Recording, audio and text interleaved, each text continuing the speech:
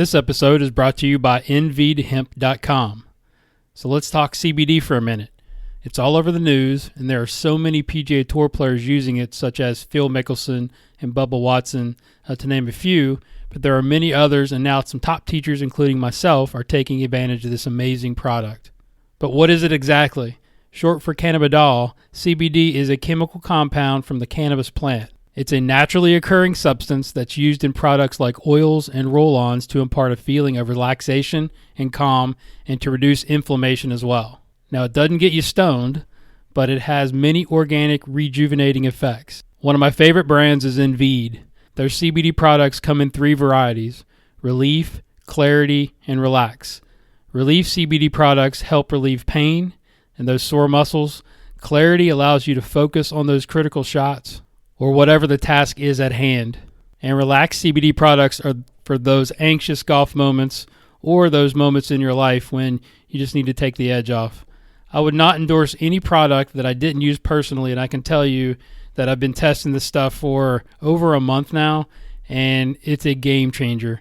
I take a drop of Relax right before bed, and it's helped me get some of the best sleep that I've had in years, which for those that know me, I'm up all the time with a busy mind, so it's really, really helped, and I feel so much better in the morning after just getting some deep REM sleep for a change. I also take a drop of the Clarity in the morning with my coffee to kind of get my day started, which is giving me an alertness and a focus that I have never experienced in my life. It's just unbelievable. I also use the roll-on for some sore muscles and joints after a run or a workout. Right now, I have an incredible offer for you. Go to nvedhemp.com and use the promo code GURU20, that's GURU and the number 20, for a 20% discount for life. You heard it right, 20% discount for life. Go check it out. I'm telling you, it's a game changer in golf and in your life. Now let's get to this week's episode. It's not what you know, it's what you can prove. You know how to cut to the core of me, Baxter. You're so wise. But like a miniature Buddha, covered in hair. I want to become a guru so girls will like me. Then I will like myself. Are you not entertained? Are you not entertained? Is this not why you are here? Now, before we do this, let's go over the ground rules. Rule number 1. No touching of the hair or face. Of course. And that's it! Now let's do this!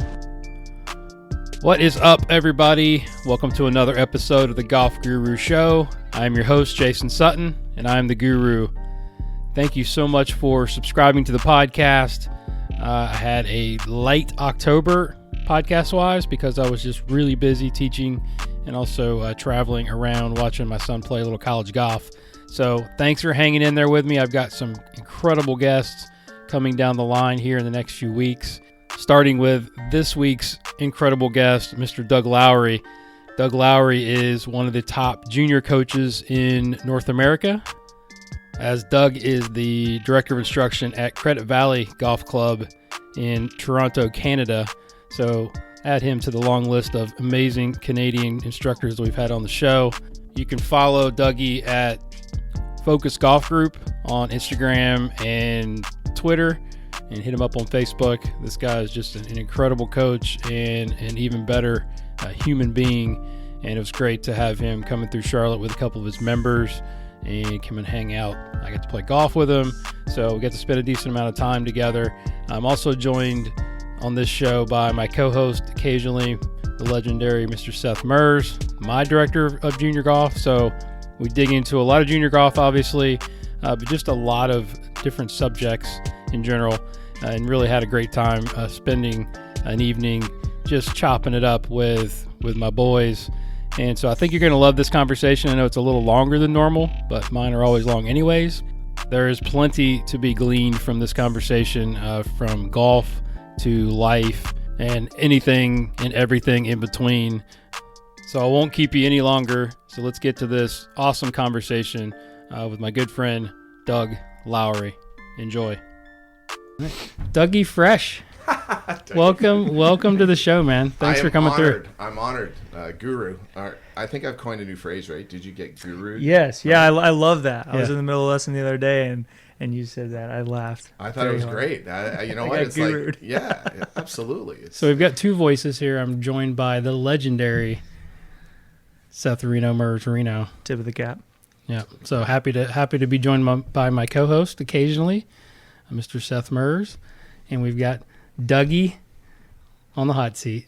Yes. What's up? Very honored to be down here from the T-Dot to, Charlotte and hanging out with you, Guru. It's amazing. This is a very big honor to be on this podcast.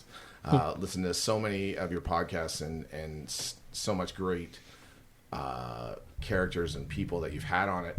I mean, I've laughed so much listening to like the Chris Trevino interviews. Legend. Oh my gosh. Cult figure. Cult figure. Yes. I what was really funny is the very first podcast you did with him, I listened to fast. Like I listened to sped up. Oh gosh.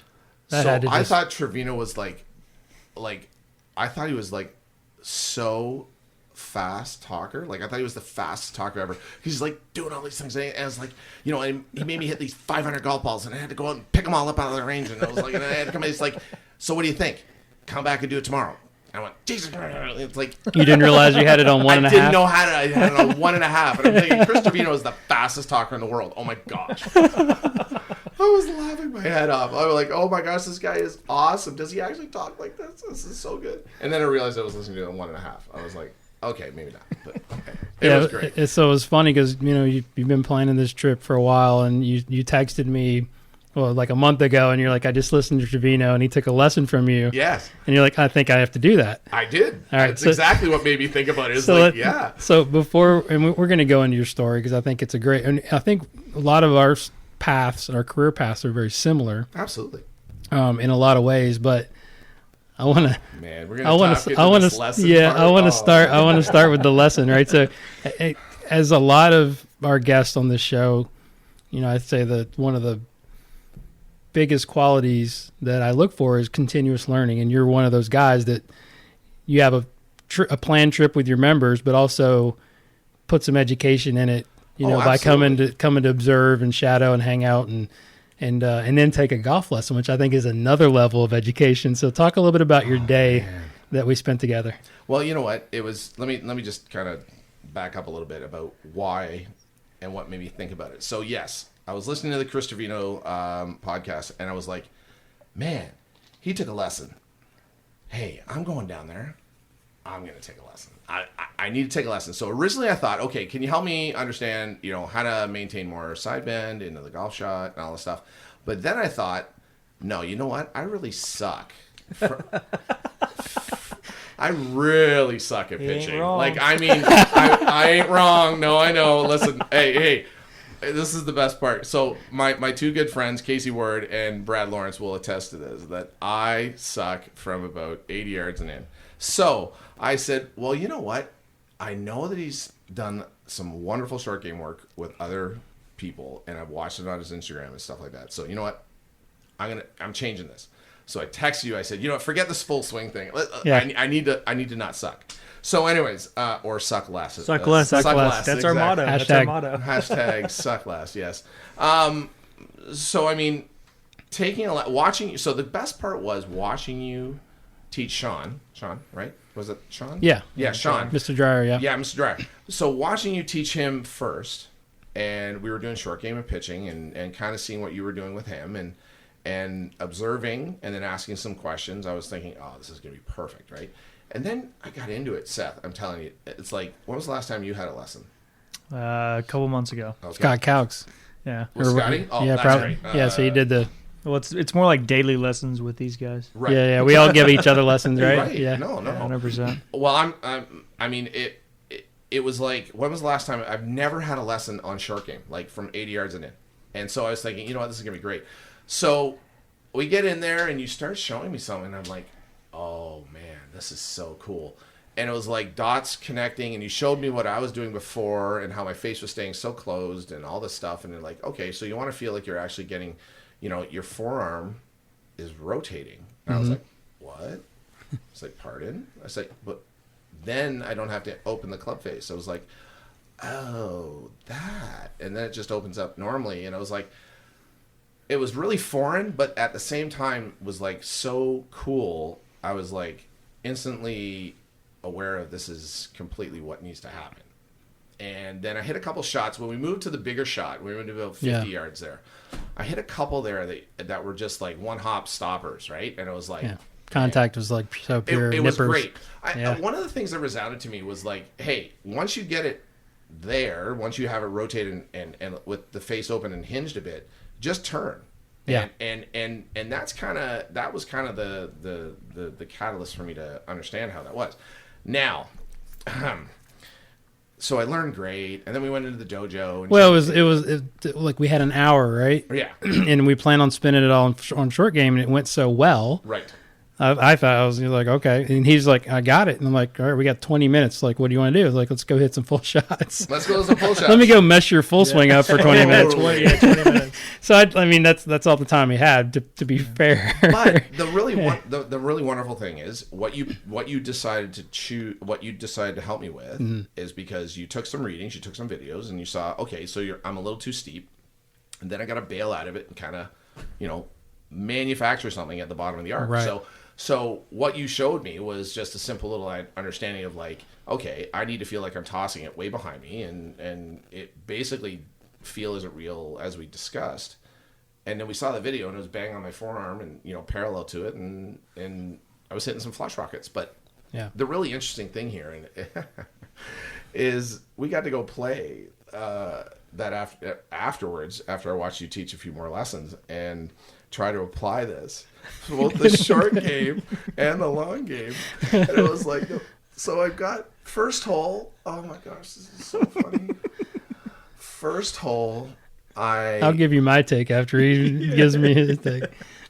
First hole, I block it left because I'm like trying to get it to flatten out and all this stuff. And don't commit to the swing and just blow it way left. He's a lefty, by the way. I'm a lefty. Yeah, he's lefty. Yep. I'm a lefty. So I blow it way left.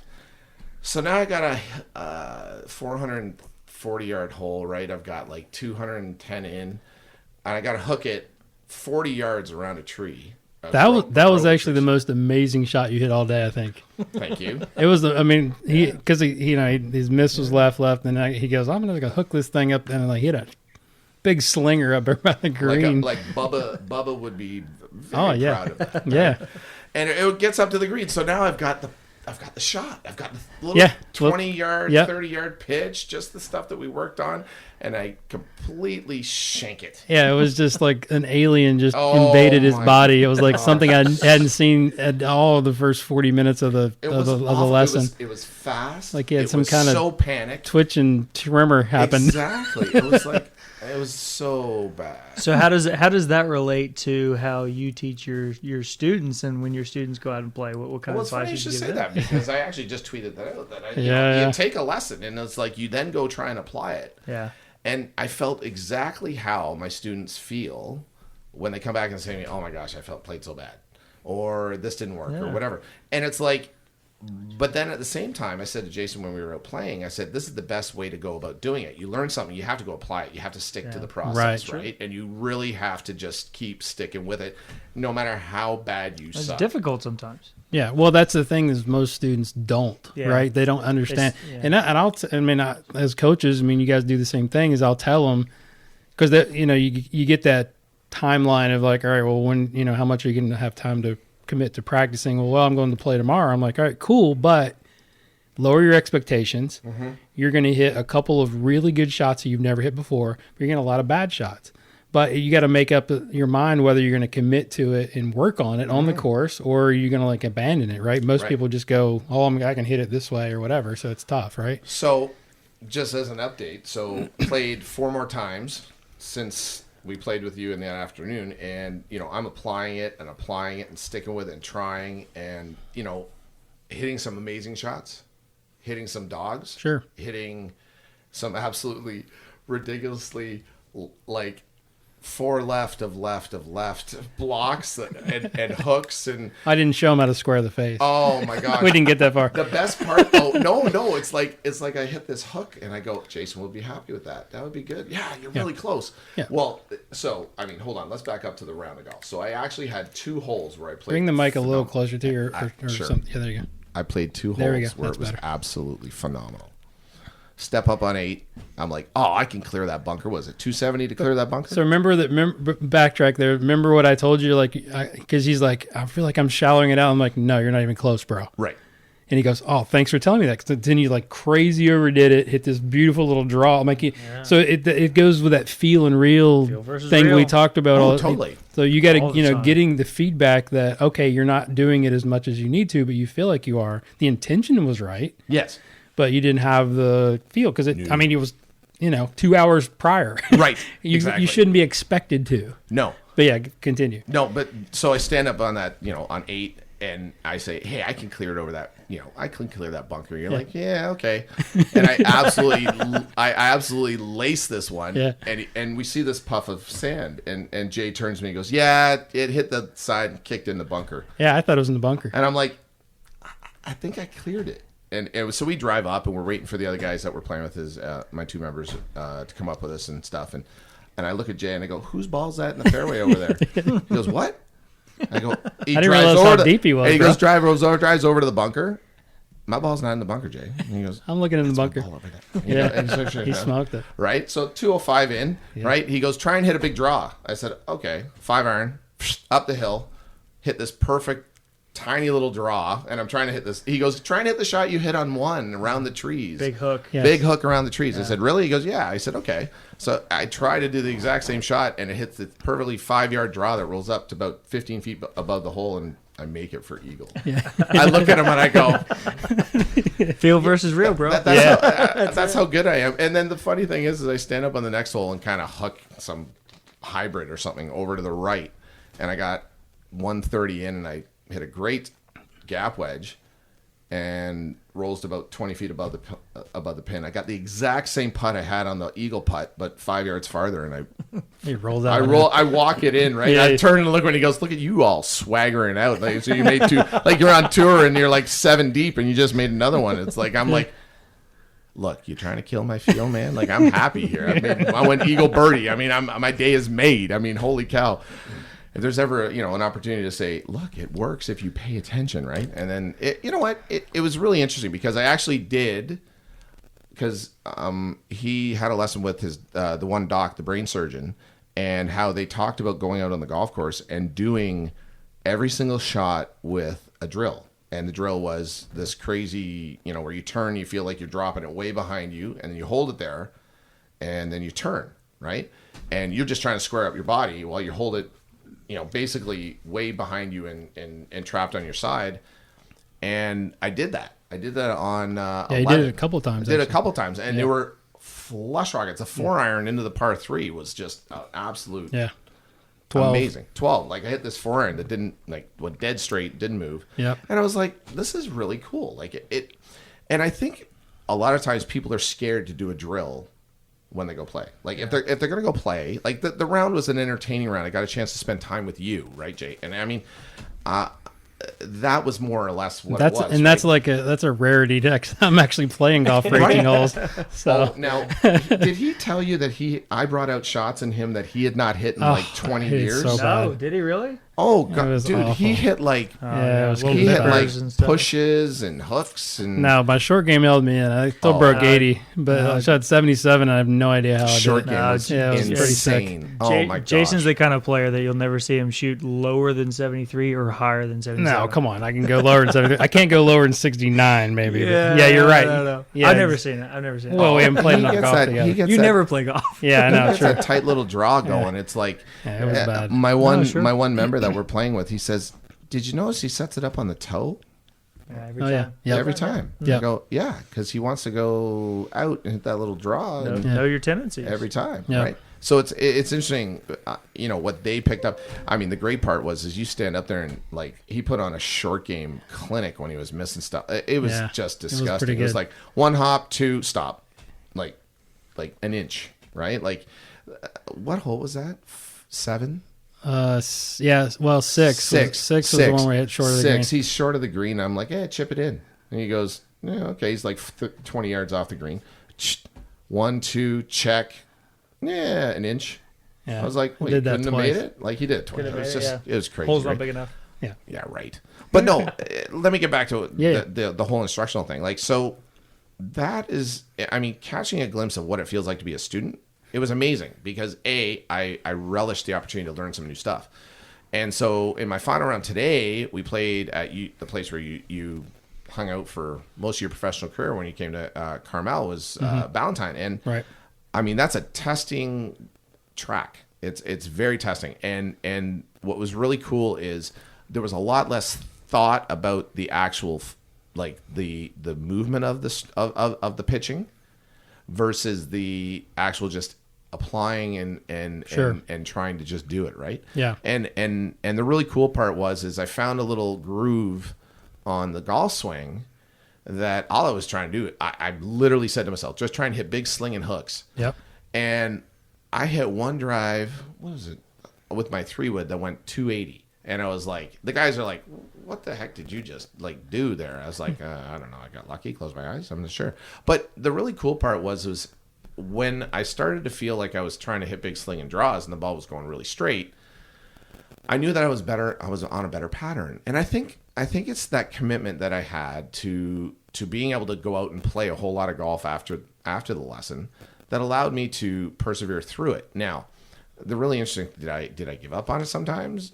Yeah, I tried. Sure. I mean, you're human, right? You want to make a score. Oh yeah. And I get it, right? So that's where it kind of leads us into what we've talked tons about on this podcast is the blend of some mechanical changes and some playing stuff, right? But if you can sort of metamorphose that into the golf course sometimes, I think it's probably even more powerful. Yeah.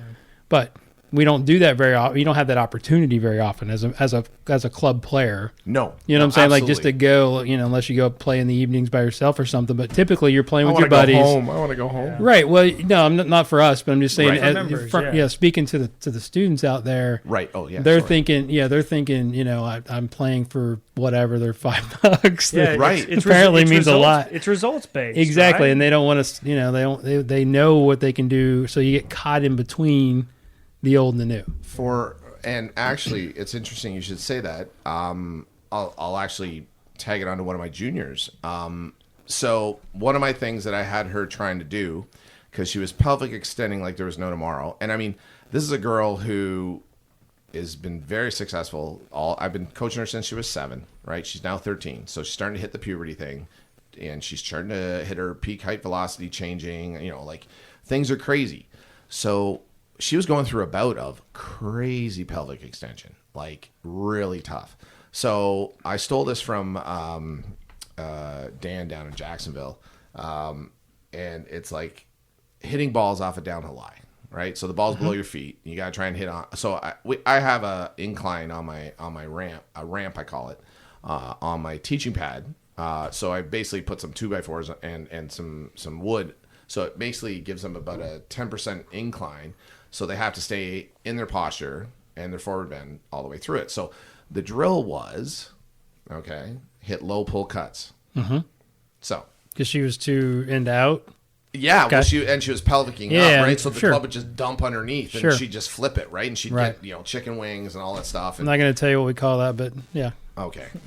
No. Okay. We're talking about a young 13-year-old. Yeah, girl. for sure. Okay, we so don't let's keep it G-rated right now. For now. Yes, for now, that's okay. But what happened is I'm standing talking to her, and I'm saying to her, okay, so V, I want you to feel like you're hitting a low pull cut. And she goes to me, but I don't want to cut it. And I go, okay, hold on. Do you think if you do this move, you are going to start hitting cuts or slices? And she goes, yes. Sure. And I said, that made me pause, right? Because we had gone out and played, and I'm telling her as we're playing, I'm not even swinging. I'm not playing with her. I'm just pushing her cart, watching her hit balls. And I'm asking her to hit the feeling of a low pull cut. And she says to me, I don't trust it, right? She thinks she's going to hit big slices, right? So we went back up.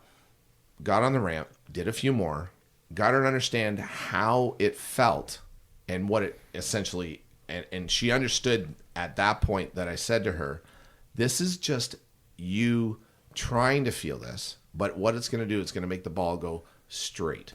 And I had to go into a little bit of detail with her. You got to sell it. Right. It's difficult, yeah. It's difficult. Well, now, this is a girl that is very black and white, right? Sure. She's well, it's not unlike a lot of adults that we teach. Right, exactly. But, you know, she knows what she knows, she likes what she likes, and she doesn't like to vary, right? So, you know, for her to articulate that to me was actually a good thing because she normally doesn't do that. Sure. And she normally gets upset and gets emotional. So, but getting back to what I was saying, it's really hard to struggle because it's fight or flight, right? And that's what is internal. And I didn't want to lose money to these guys I was playing with over the last few days. And I'm like going, you know, so I'm sitting there going, listen to Guru. Yeah, screw it. Just do your own thing. I'm listen to Guru. You know what? He's right. He's the right. angel and the devil. And you know what? And invariably, like I said, today, I don't know what it was in the afternoon, but I just found a little something that was just absolutely gold and starting to hit these rope hooks, and it was great. And again, it was interesting. I showed Dwight, one of my members, your little forearm rotation because he kept chunking in the Bermuda and all that stuff, right? His chips. Real grainy. Oh, he just couldn't get through it, right? And he didn't understand why. And I was like, watch your forearm, do this and swing. And for the rest of the 2 rounds today, he was gold. He was like, imagine that. I said, now, because he observed Jason a lot when we played. He doesn't say a lot, but again, he was watching what you were doing. And he was asking me questions about what you were doing. And I was like, oh, that's going to take a lot to explain to you. But basically, he's basically rotating his forearm, okay? And his club's down here like this. So this is called radial deviation or whatever. I was like, he's like, what? Yeah, I was like, you didn't want to tell him he's going more ulnar and more supinated. Yes, ulnar, exactly. supinated, all pronation. the supinated, pronation, you know, like just feel like your forearm's turning. Okay? And he's loading for. Oh man, it was crazy, right? For me, for him, that's the fine print, right? Because it's like, how do you affect others? And it's interesting if them asking questions means like, hey, that, you know, I'm interested in what he's doing because it's really cool. I mean, again, you putting on that short game clinic was just insane. That was really, I'd say that was one of the best things about it. But let me ask you this. Yes. So one of the things I said this to you when we were out playing, and as a coach, Seth and I had this good laugh just before we got on, I think, or maybe it was on here. We could be standing at one end of the range, and the person at the other end of the range could have a lesson just by listening to what we're talking about because we have voices that carry. Right. One of the things I observed about you that was very I took out of as a coach is your patience. The patience you had with Sean at the very first lesson.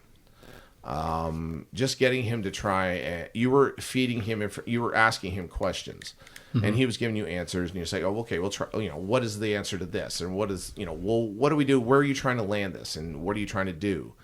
And the pace you went about it was very clinical. In a way that, and I don't mean that as like stale clinical. I mean clinical in the point of just what the doctor ordered, right? Mm-hmm. Have you always been like that? Oh no, there's no way. Okay. Yeah, I think how has that changed? How has that changed for you? I just think it's experience, right? I mean, it's knowing when to say something, when not to say something, when to be quiet, when to talk. I mean, there's no formula for it. It's just a matter of like we talked about before. It's like a lot of failures. Sure. And in knowing, you know, the timing is big. Now, I will preface that by saying, and I always tell, like when you were coming out the shadow, I kind of give you a rundown of like my guys. These are all long-term guys, right? Yes. So it wasn't like you didn't get to see any like brand new guy walking in the door. I did not. Where I had to interview them and get into their head and figure out what's up. So that's a different deal. So we have a history, which helps. But again, it's like, I think that's something I do really well. And that's sort of my superpower, is being able to kind of be that And I'm not always that patient. Sometimes there's a time to not be patient. I think when students need a little kick in the butt, or they Sure. need, you know what I'm saying? Like they need something to where, you know, I don't feel like I ever cross the line, but the older I get, the closer I get to it, because sometimes I get frustrated, like because they aren't being a good student or they aren't being a good learner. Now you get to see a lot of my favorite people and people, you know, because again, if you could handpick guys to teach, like that Sure. would be our Saturday. Yeah, you had a pretty good run of pretty good people. Yeah, come it was through there, just and I mean, because it the was guys that pretty I awesome. the guys that I relate to really well, and they trust me, and obviously have spent a lot of time with me, so we sort of get each other. Sure, and absolutely. they're just great students. Do you find that, Seth, that's something that you do you notice that about yourself, and do you find it often hard to gear it down?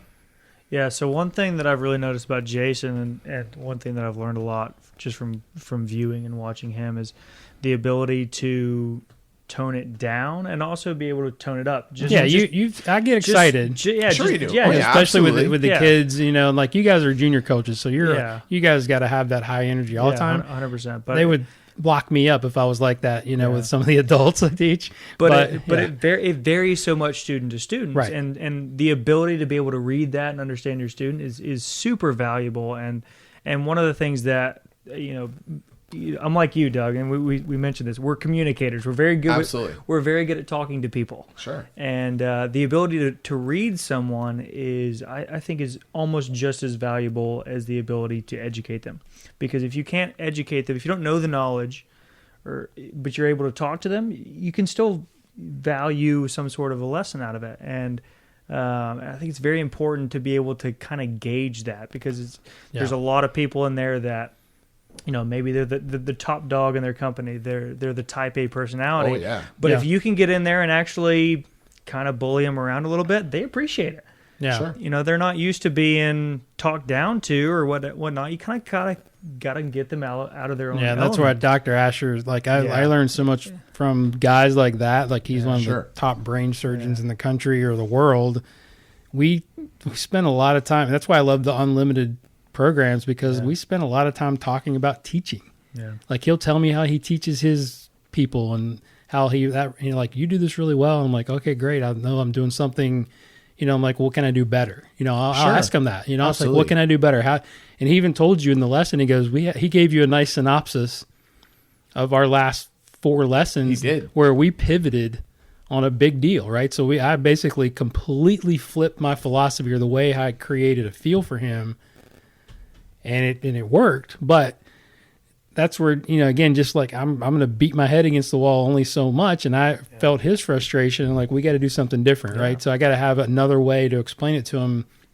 So he appreciated that, but it's being able to sell it is the big thing. That's tough. Like I had to explain, like, look, this is what it's going to feel like. It's going to look really crazy the way you're going to rehearse it, but then I'll have to validate it with the video and the TrackMan numbers. He goes, oh my God, that's what we're looking for. Yeah. So then then he's all in, right? So, but he has to have that factual measurement of, and also obviously the golf ball starts behaving, right? So it's a lot of that stuff. But I mean, it's just, I don't know. It's tough to answer that question and say, this is exactly what I do. No. You know what I mean? But I it's think just, that's an important point, because why I wanted to ask the two of you guys is I think it does come with reps.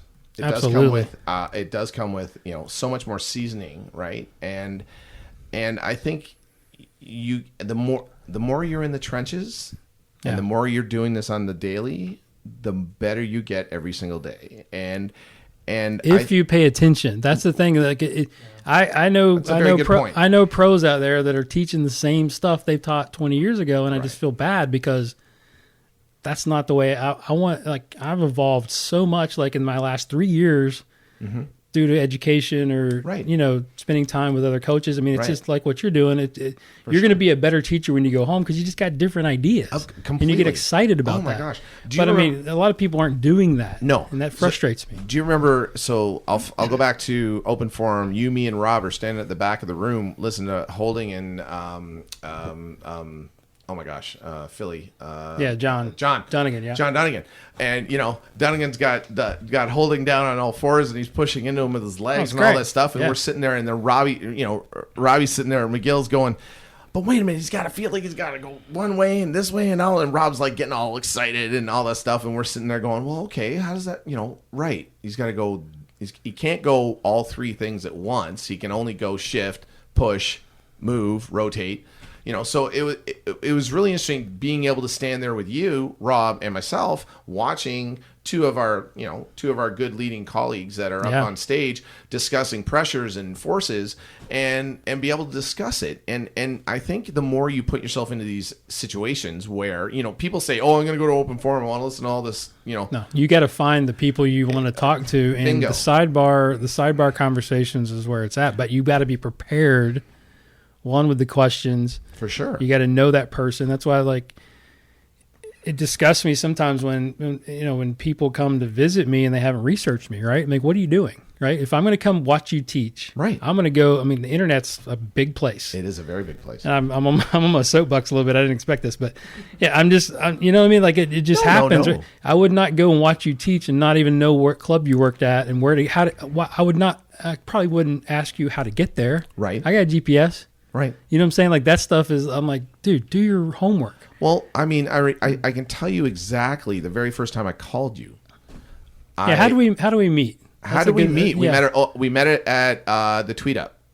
It was the very first Tweet Up about 6 years ago. Wow. Okay. Yeah. That was the first time I met you. Yeah. And then I basically just been following and then every year, commenting on stuff on social media, right? You and I have very similar values, beliefs, both in faith and a lot of things, right? Yep. And family, right? We're the same age and have pretty much the same kind of family structure. Mm-hmm. And so there's a lot of relatable things here. And there was two things. So there's two things that were the reason why I called you. The first one was I saw a predictable pattern on your guys. And I sent you a picture of like four of them.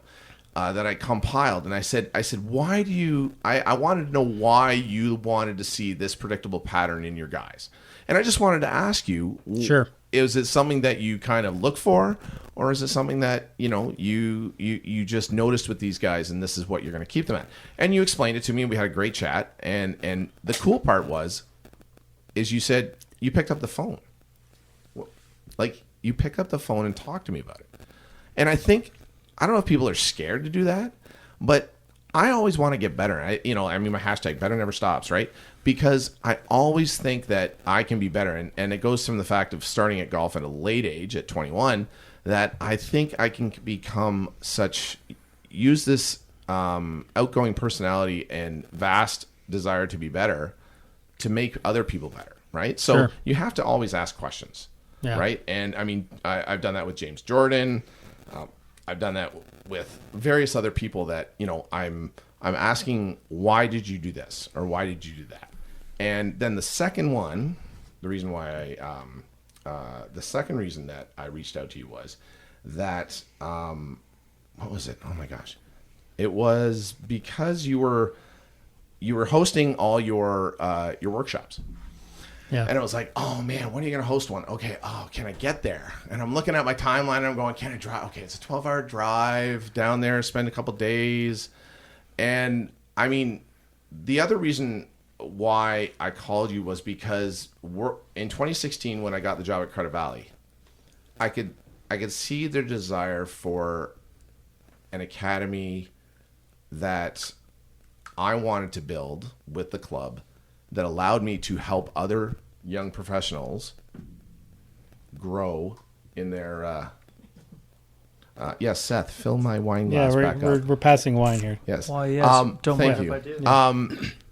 And I think that was what it was, because I wanted to ask you. Yeah, we talked about buildings. And we talked about programs and staff sure. and how it worked and all that stuff. Yeah. And I think, and so there, it's not just how do you swing a golf club. It's how do you structure your business? How do you mentor these young professionals so they, you know, like Maggie can go on to Oregon and become. Yeah, I'm just good at picking people. I'm not sure I'm great at mentoring. No, you know what? No. I'm gonna butt in there. Butt in there for you. Because Jason is not only a great mentor, a great friend, but he is one thing that he can do is mentor. Right. And it's not even just to fellow instructors or things like that, but it's a mentor to his students. It's a mentor to his family. It's a mentor to his friends. He is unbelievable at that position. And you know, people that listen to this podcast all the time understand that and know that, and you realize that when you're sitting in this chair. But yeah, there's one thing. Jason it is a little surreal. I'm not going to lie that I'm sitting in the chair in the Guru's house on this podcast. Yeah, this is the show. I'm pretty tickled. I'm not going to lie. Yeah. All right. This basketball player. So I'm completely embarrassed. Thank you, humbled. So let's get back to our guest. Okay. So take us back to your childhood. Let's get back to the beginning because I know you have a sports background. I do, and it's a very interesting story. So, like, what was your childhood like? Tell us about your parents. Okay. Your basketball career, and then how that led to where we are now. I have a sister, Marianne, and I grew up in Toronto, Ontario. And I grew up with two great parents who were both educators. My dad was a principal. My mom was a teacher. I think that's how it kind of passed on to me. But the one thing that I can tell you is that sport was my escape. Back in the mid 70s, they didn't know what ADHD was. They just said, "Hey, keep them away from red dye and chocolate." All right, hold on just a second. All right, pause. Alcohol issue. Alcohol issue. I'll edit this out. Reloading the red wine. Yeah, it's in the fridge, in the wine fridge. But you know where the bar over the little bar there, the opener is in the drawer. Do you know how to open wine? This is on the top. Okay. The only one on the top. All right, sorry. No problem. Yeah. All right, so get back to That's okay. Yeah. So it was really funny because I didn't get diagnosed with ADHD until I was 39. I've always had it. Now, it was really interesting because in the mid-70s, it was keep him away from red dye and chocolate, and he won't get all spazzy. And it was like, look, what was happening at that point? At that point, like why would they say that about you? Why would they say that? About you get in trouble a lot? Well, no, I didn't get in trouble. I had a mouth on me. I would. So you didn't have a filter. No, I didn't have a filter. I mean, what's changed? Not much, right? So no, I didn't have a filter. But what happened was I would get picked on, or I would get singled out and stuff like that. So I saw one of your IG posts was about bullying. So you're pretty passionate about that. So you had some experience. Yeah, a little bit of that. Okay. And because I found that I was always the tallest guy in class. And I think I was a bit of a lightning rod for people picking on me because I was tall. B, I would lash out. I would say something. Mm-hmm. Fist fights. Yeah, okay. Had a few in my time. But we all did. Right. Exactly. But I mean, the one thing that happened was in grade 6, I changed classes, I changed teachers, and then things just didn't go well. And so finally going from grade 6 to grade 7, I switched complete to a new school where no one knew me. And it was a school that was in the same borough as my dad. My dad was a principal, and this guy it was so funny. I went for a tour to this school. I went to check it out, right? And this principal loved my dad. I mean, this principal was so funny. His name was Max Burketta. And so I'm being shown around by some of the grade 7s, and I'm hanging out for the day, and so getting the tour, and then I go into the principal's office, and I'm no word of a lie. He's sitting across from his desk, and he's like, "Hey, do you like racehorses?" I said, "Sure." I said, "My grandpa used to take me to Woodbine all the time. This is the racetrack." And he goes, "Great, just sit right there." And he puts on a recording of his horse that he owns winning at the racetrack. Party surprise. I still remember to this day. It's a little weird. The VP runs in and goes, "I'll put $5 on party surprise to win," as he's playing this thing for Jesus. you, right? Yeah. I was like, who is this guy? And it's like 1979. Okay. So wait a minute, 12. Yeah. So really? yeah. It's like 1980, right? Like it's so he's got the funky leather boots that zip up and all that stuff, and he's just it was unbelievable. So I go to the school for the next grade 7 and 8, and I thrive. The reason I thrive is no one knows me, so I can be myself. I can reinvent myself. So I play every single sport, and I'm successful. Basketball, soccer, volleyball, badminton, track and field. Did you consider yourself sort of a natural athlete, Yes. or were you just have to work harder? No, came pretty easy for you. Very easy. Yeah. I've always been a very natural athlete. Anything that I pick up, I'm always pretty good at. I didn't play the typical Canadian sports of hockey. Yeah, I didn't play hockey. I played basketball. And when I was 12, I got enrolled in basketball by my parents, and it was actually the turning point for me in terms of sport du jour. Basketball was an escape for me. I could go out into the driveway and shoot baskets for hours and find success in it. And then what changed was the desire to throw it down, to dunk it. Okay. So always being the tallest guy. How tall were you at this point? 5'10". Okay. Get into grade 9 high school, and I'm like, I'm gonna dunk it. I gotta dunk it. Right. And I still remember in gym class at grade 9, first time I ever threw one down, I was like absolutely ecstatic because I had big hands. I could palm a ball. Right? Yeah, I was going to say palming the ball was key back then. Key back then. Right. So first dunk I ever did was actually off of 1 foot, but then I got really good at jumping off of 2 feet and got really proficient at it, playing volleyball and stuff like that. I had about a 36-inch vertical through high school. Wow. So I could really fly. And, it was great because in high school, I played at a high school that won 2 provincial titles, essentially the state title, and while I was playing for them, and I was the only white guy on the basketball team. I was going to say you had some good kids around you. We had some great guys on the team. I had played with some amazing basketball players. I'm not going to lie, they were fantastic. But the cool thing was I used to go up to a place called Jane and Finch, or Parkdale, which are not exactly the best neighborhoods.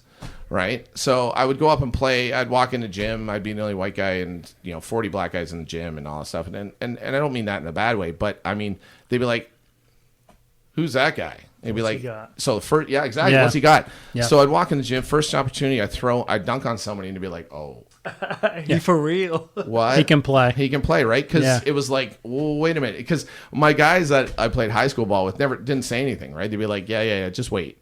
Right, and they'd catch one off a backboard or whatever, and just put it down. It was like, okay, yeah, all right. So I want him on my team, and it was really an interesting point because I got street cred playing for Runnymede. That was my high school, and playing with the guys that I did. And I mean, one of the guys that played ahead of me, 2 or 3 years ahead of me. I mean, he went on to be the Michael Jordan of the the London, England basketball league. And I mean, he was phenomenal. He could do 360s and all that stuff. Like, he was amazing, right? Oh, it was so cool to play with these guys. So, anyways, but basketball really was my sport. But I did volleyball. I threw javelin. Made it to provinces and stuff like that. And it was a really cool experience. So, what are you doing? No, you were slamming your hands down on. Oh, sorry. I'm getting all excited. No, I love it. Exciting. It's fine. I'm just like, you could hear it. Like, I'm just trying to cut out the background noise. You're good, man. I do that all the time. My hand gestures weren't working there. Tapping and everything. I thought you wanted me to be quiet. No. You're doing great. So, I just was like, just slamming it on the. So the sport is golf wasn't even on my radar. I was going to say, when did you find golf? Because I mean, you finish your story because you were on a national championship team. I was, right, which is pretty cool. I went from high school. I went out and played 1 year at a university out in Nova Scotia. Played for the Acadia Axemen. That year we lost in the national final to Brandon, but I didn't play that much. But I played with 3 All-Canadians, which are like amazing. Came back and and went to college in Toronto called Humber College, and played for a man that I can say to this day is still one of my very close friends and mentors, in Mike Cates. He is probably one of the best basketball minds and actually a really amazing golf historian. Loves the game of golf. So he taught me so much as a coach, but also playing for him. He was the epitome of a coach, right? Like, fire you up like nobody else. Make you feel like you're awesome, make you feel like you need to work your ass off, and then also make you feel like you're a really good guy. Like he had it all going, eh? Like he could play all roles, Plus, he was an amazing basketball mind. So, 91, I'm playing with some amazing guys. We're in the provincial finals. Now, back then, only one team got to go to nationals, and nationals were in BC that year. We are playing our arch rivals, Sheridan College. We are number 1 in the country at the time. This is like D2, right? You're kind of D2, like about that so level. pretty of high D2, level. Pretty high level, yeah. right? I'm on the starting line. Have been for all 3 years. Was just made OCDA All-Star, and so my specialty. I was a 3, so I was like a shooting guard. No, that was like a 3-2. Yeah. But we're playing in our gym in the provincial finals, and we're down 24 with 12 minutes to go, and we full court press them, and with a minute and 45 left, we're down 2. And they just didn't know what hit them, right? And they were like exhausted. We were pressing the whole time. So I still remember this play. They come down the court on a semi-fast break, and this guy tries this layup, and he throws it off the backboard. I catch the rebound, headman it up to my point guard, and they'd been doing a really good job on me in not letting me get any threes off because that was kind of what I was renowned for. And so I was trail on the whole play, and my guy was back in the key. And I remember screaming out to Fitzroy, I said, trail, and he fed it to me right in time, and I pulled up and hit a 3 to go up 1. And then they come down, right? And we steal the ball, we go down, we go up 3, right? And then they come down, and they hit a 3. So they tie it. So then we go down, and I think it's tied. They have the ball. They come down and run a play. Our center steps in, steals the ball. Anyways, we end up getting the ball with the last 20 seconds to go, and we run this play where me and the other guard are supposed to go to the baseline under the basket. I'm supposed to come up to the top of the key. He's supposed to keep coming out to the right side. Somehow we both end up at the top of the key, and our point guard kind of is falling because he doesn't know what to do, and he pushes the ball towards our all-Canadian forward, who takes a little step out on the baseline, grabs the ball and shoots with 4 seconds left and makes it, and we all go on to nationals. Nice. Like, I'm running around the court going, oh my gosh, it's unbelievable. I still have it on tape. It's amazing. Like, somebody uploaded to YouTube, and it's like the best thing ever. So it's really cool because I have hair in this. You had hair? I had hair. This is the best part. I have hair in this video, and I'm a lot thinner. But anyways, it's really quite funny.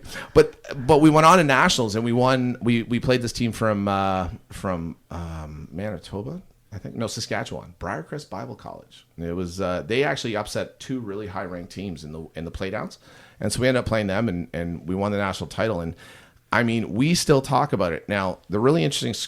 We're in the basement coming upstairs to get our awards. Okay? Now, this is kind of a sidebar. Quickly. In my second year at Christmas break, I lost my mom in a car accident. And I came back and I played and wore armbands, and my whole team supported me. And it was a great experience. Our All-Canadian was on the team, Patrick Rod. So we're down in the basement after winning nationals. So this is the next year. I've come back, playing one more year. We're in the basement waiting to come up to accept our national title medals. And he turns to me and goes, you know the reason we won this? I said, no, why? He goes, because of you. I said, what? He looks at me and he goes, I was going to quit school.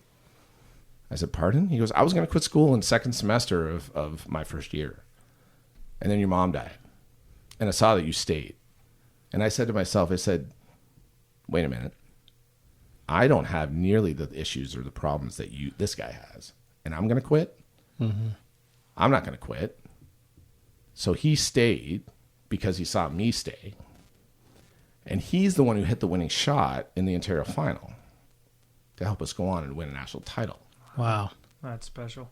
And he's telling me this in the basement before we go up to get our national medals. Yeah, I'm crying. I'm sure, yeah. I am crying. I'm about ready to shed a tear right now. And I'm like, you're kidding me. Wow.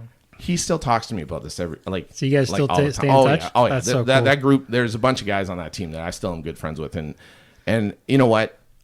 Who know? You know, if anybody says your actions can't affect others without you knowing, you know, they're lying. Right. Because, you know, this is something that I think that it just, your actions can have effects on others, whether you realize it or not. And so that was a really amazing story, and way to go out on a crazy high in my national college. Yeah. Right. So I mean, got a ring. It was the first one in the school's history, and they went on to win 5 more. Wow. Right. It was like we ripped the cap off. Right. Yeah. And so it's a dynasty, and it was really interesting because not this past season, but the season before. So 2 seasons ago, my 3-point record for a season got finally broken after 23 years. Wow. So it was like, 23 years. That's 23 fantastic. years. That's a long 23 time. years. Not too shabby. So, I mean. So how does that lead to golf? Okay, let me backtrack. So, Yeah. So basketball was my sport, as you could tell. But Right. anyways, so I'm going to school at Humber, and I'm in the calf one day, and this cute blonde comes in on crutches, and I'm kind of going, what's this blonde doing in crutches and shorts? And I walk up to her and I say, hey, what's the crutches for? And she goes, I had my knee surgery and all stuff like that. I start telling her how I'm on the basketball team. And I'm so, hey, I'm Doug Lawrie. Nice to meet you. How you doing? Yeah, what's your name? All Kind of this a big deal. I'm kind of a big deal. Yeah, I can jump really high. And here, check out my legs. Anyways. I have hair. I have hair, exactly. Anyways, it was really interesting. So I started dating my now wife, Susan, and it was really cool. We were on a date, and we were at this par 3 course with a range and mini putt, and we were on a double date with one of my players, one of my buddies, Heath, who's still a good friend of mine. He and I were there with Jennifer and Sue. And so we're walking out after playing mini putt, and the range is lit up, and I'd never hit a bucket. And I go, hey man, you want to hit a bucket of balls? And he goes, yeah, sure. So I get over there, I got the rental club, those, whatever, like they're painted like woods, right? They're just awful, whatever they are, right? And I'm a lefty, and I was like, whoosh, it's going off into the lights and into the darkness. But you're right-handed, though, aren't you? I am right-handed. Yes, I am. But that's another good discussion. It's a little Canadian thing, 25%, right? Because of the hockey. But we'll get to that. Anyways, very interesting. So I hit balls, and I was like, man, this is fun, and I'm not that bad. Like, I don't suck. And it was like, so I rented clubs the next week. Heath and I went out and played that course that we were at, and it was like I was hooked. So that was I would say that was 89, 90. And then when I graduated, I had been playing. And when I graduated, it was like amazing photo. When I graduated, I got a job working at a golf course because I was like, I went back to like hospitality management. I took rec leadership in college. And so like planning and running community programming and all that stuff, which is really funny how it parlays into designing programs for juniors and all that stuff, which is like crazy how all that planning, parlays itself into this.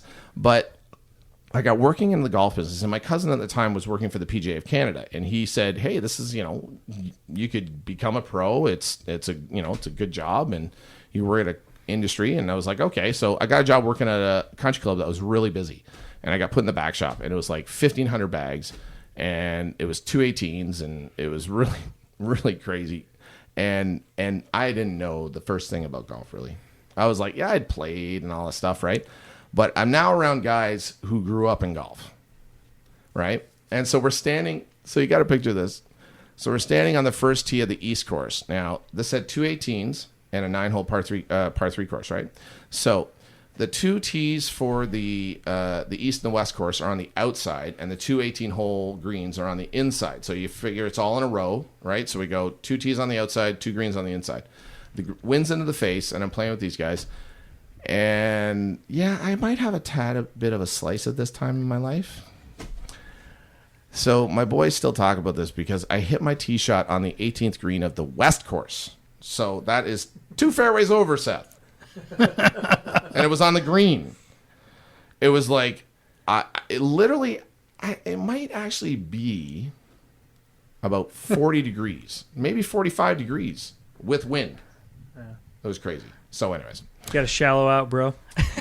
Wow. Now he knows how. Yeah. I now know how. Back then. Hey, he doesn't own it yet. He's just leasing it. He's still in the rental program. Okay, yes. But that's how I got into golf. Yeah. And you know what? I went the whole route of the assistant pro, associate pro. Because you were a head professional, right? I was a head professional. That's why our careers are very synonymous. Yeah. No, I ran my first head pro job was working for a company called Club Link. That was a year, and then I went to teach for a year at Glen Abbey, where they've hosted the Canadian Open. Yeah. Very famous golf course. Yeah. Yep. And but from there, it was not.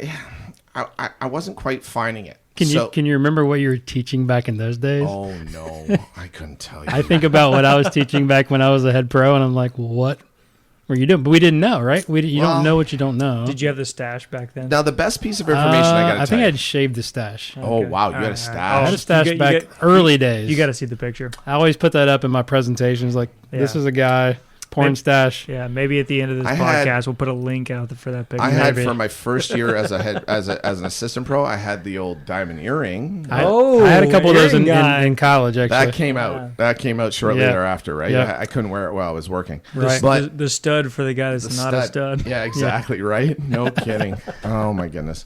So I can honestly tell you, like the teaching professional at the country club where I started. We all got a range shift, right? So we got, as an assistant pro, you got to go and, walk the range, help the members and all that stuff. So I did what all the other assistant pros did. Show up around 10, saunter in, walk up and down, work on your own game, da-da-da-da-da. He pulls me aside.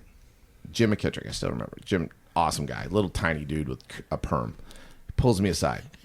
Polar opposites of you. Complete polar opposite of me. And like he came up to my shoulder. It's got to be the first perm reference on the Golf Guru show. Oh, man. It was so fun. And it was tight. It was a tight perm. Okay. It was a tight perm. Respect. Anyway, so Jim pulls me aside and he goes, hey, don't be like these other idiots. I said, what? He goes, don't be like these other idiots. I said, what do you mean? He goes, look, don't saunter in here at 10. Don't just work on your own game. Look, show up on time, which is 9. Show up early, and I'll show you a few things. I'll let you teach some people, and I'll give you a little bit of help. I said, done. I showed up early. He helped me. He let me teach. Hey, there's Mrs. Weinstein. Go help her with her chipping. Like, it was awesome.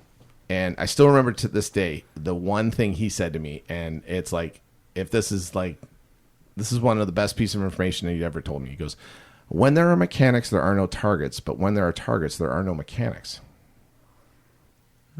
I was like, ooh. That's deep. I was like, what do you mean? I had no idea. What does that mean? What do you mean? What do you mean? I was like, teach me. What do you mean?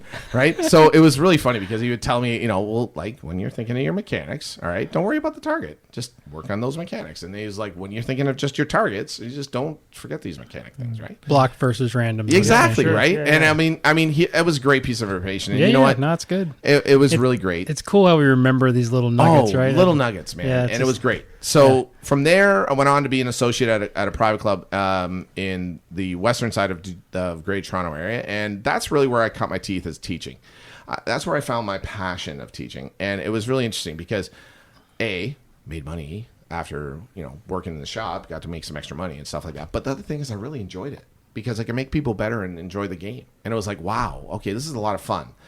And it's really neat. Little sidebar, small world story here. So one of the young ladies at this time from 90, so it was when I got married, right? So 90. Better get this right. I better get this right. 94. She may listen to this. Yeah. 97. Hey, we just had the 25th wedding anniversary. That. I got to do the backtracking. Math. So from 94 to 97, I was the associate at 4 seasons at this course called Trafalgar Golf and Country Club, and primarily the one who taught all the juniors, but also taught most of the lessons. And so I had this young woman named Shelley Glenister who I taught, and she got a scholarship to Western Carolina and went down and played a year at Western Carolina, and then came back to me and said to me, I still remember we were in a lesson, I think at Christmas or maybe it was in the spring, and we were in a dome, right? Because we have domes up in Canada because we can't be out in that, the cold. And she said to me that she wasn't going back. She was going to go to UNC Charlotte. And I was like, oh. And UNC Charlotte didn't have a women's team at the time, right? So she wasn't going to play golf, but she was going to go to school. I said, okay, that's really cool. It's too bad.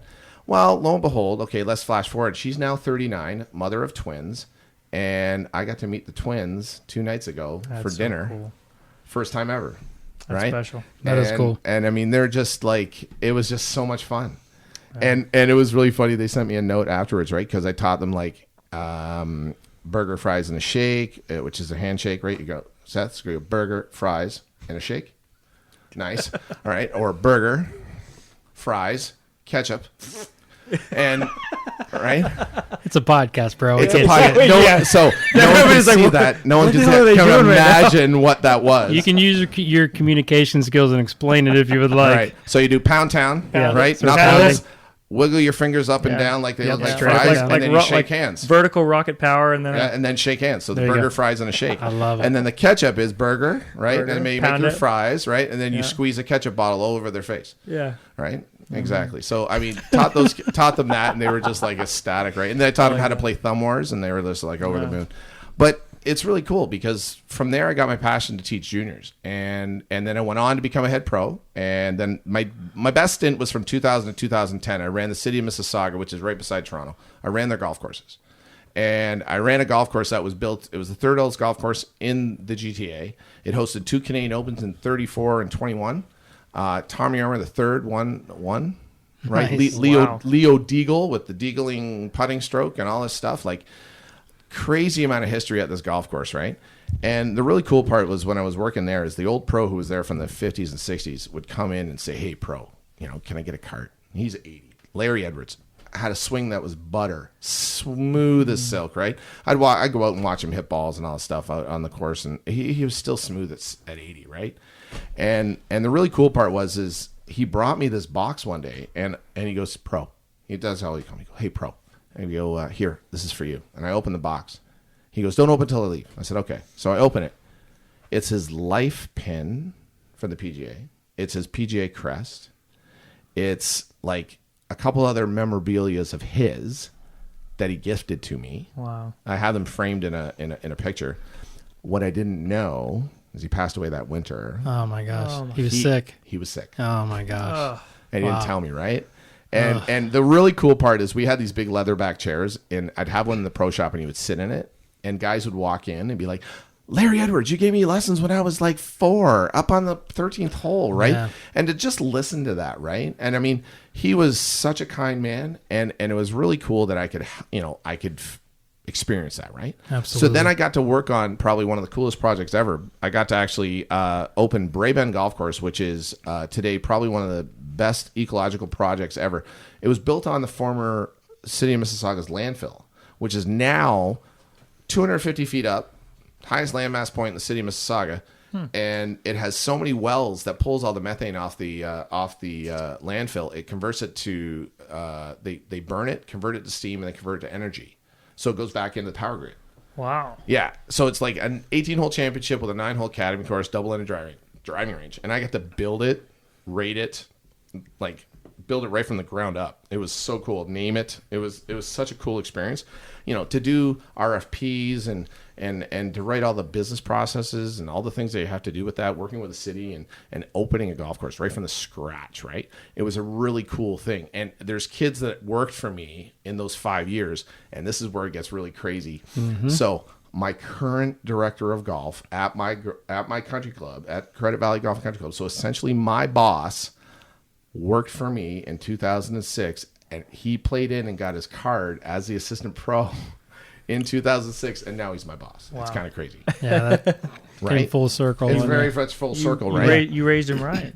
Yeah. Nah, he raised himself right. He's a very solid guy. So, but it's really cool because from there, it was like, okay, what could I do next? Right. Yeah. And I thought maybe being a GM. So I got a GM role, and I really wanted it. But what I didn't realize is that it was what I thought I needed to be to build up my image. But in actual fact, it should have been the other way. I should have worked on something to build up my character. Yeah, that's a good point. Right. Wow. Yeah. So what made you, obviously, this may be one of your failures, I think, am I guessing? Oh, big right? time. Yeah. So that, like, talk about that and how that it probably... This is the defining moment of me. Yeah, I was going to say that probably gave you that self-awareness of like, that was a bad decision, but what did you learn from that? Well, let me put it this way. I would not be sitting talking to you if this next story doesn't happen. So how long ago was this? 2009. Okay. So 10 years ago. Okay. Yeah. I applied to work at this golf club out west of the city, west of Toronto, and they're looking for a new GM. And I'm like, you know what? I think this would be great. I actually know the owners. I had a lot of friends that in the Portuguese community that knew these people. So when I applied, they contacted some of my closest, relationships I've had through teaching them in the Portuguese community and asked them about it and stuff. And so they hired me.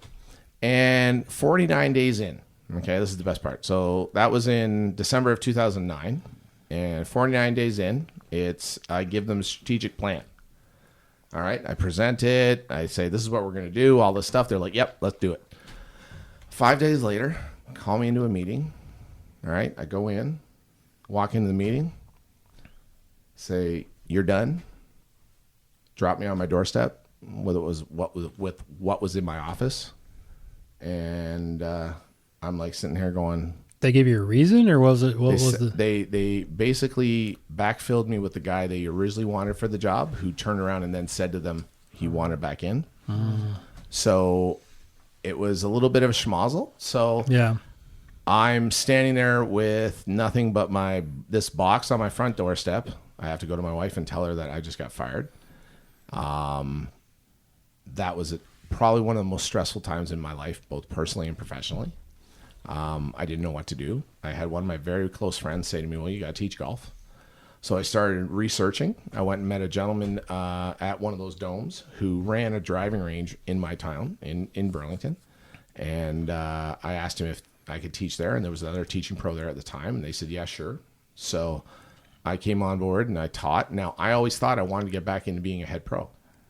So I taught, and I taught a lot.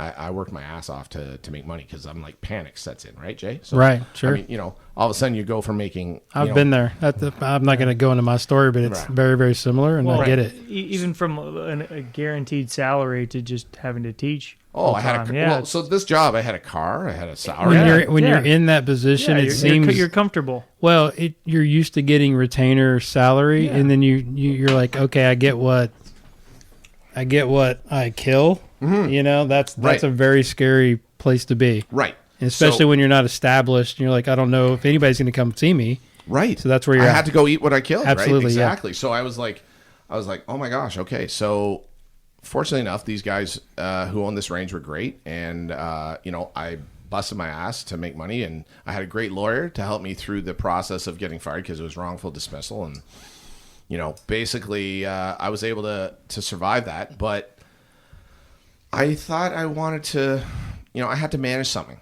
So it wasn't until the next year when I missed out on getting a job being the marketing and basically the marketing director for the PGA of Ontario, that one of the guys in the interview process called me and said, listen, I think you need to go see this gentleman named Jim Carlisle. And Jim Carlisle was an executive search gentleman who had placed a ton of head pros in our industry, and put me in touch with him. And from the very first time I talked to him, he invited me to play golf up at his golf course up north in northern Ontario, a place called Big Win Island, where you have to take a boat over to the golf course. It's on an island, right? And it's a pretty amazing experience. That's cool. So he invited me up to play golf with him, right? And it not just once, but twice. And the second time, I actually had to drive him home to Oakville. So, I mean, that's right beside Burlington. So that was like a 8-hour day I got to spend with this guy, right? Like, it was amazing.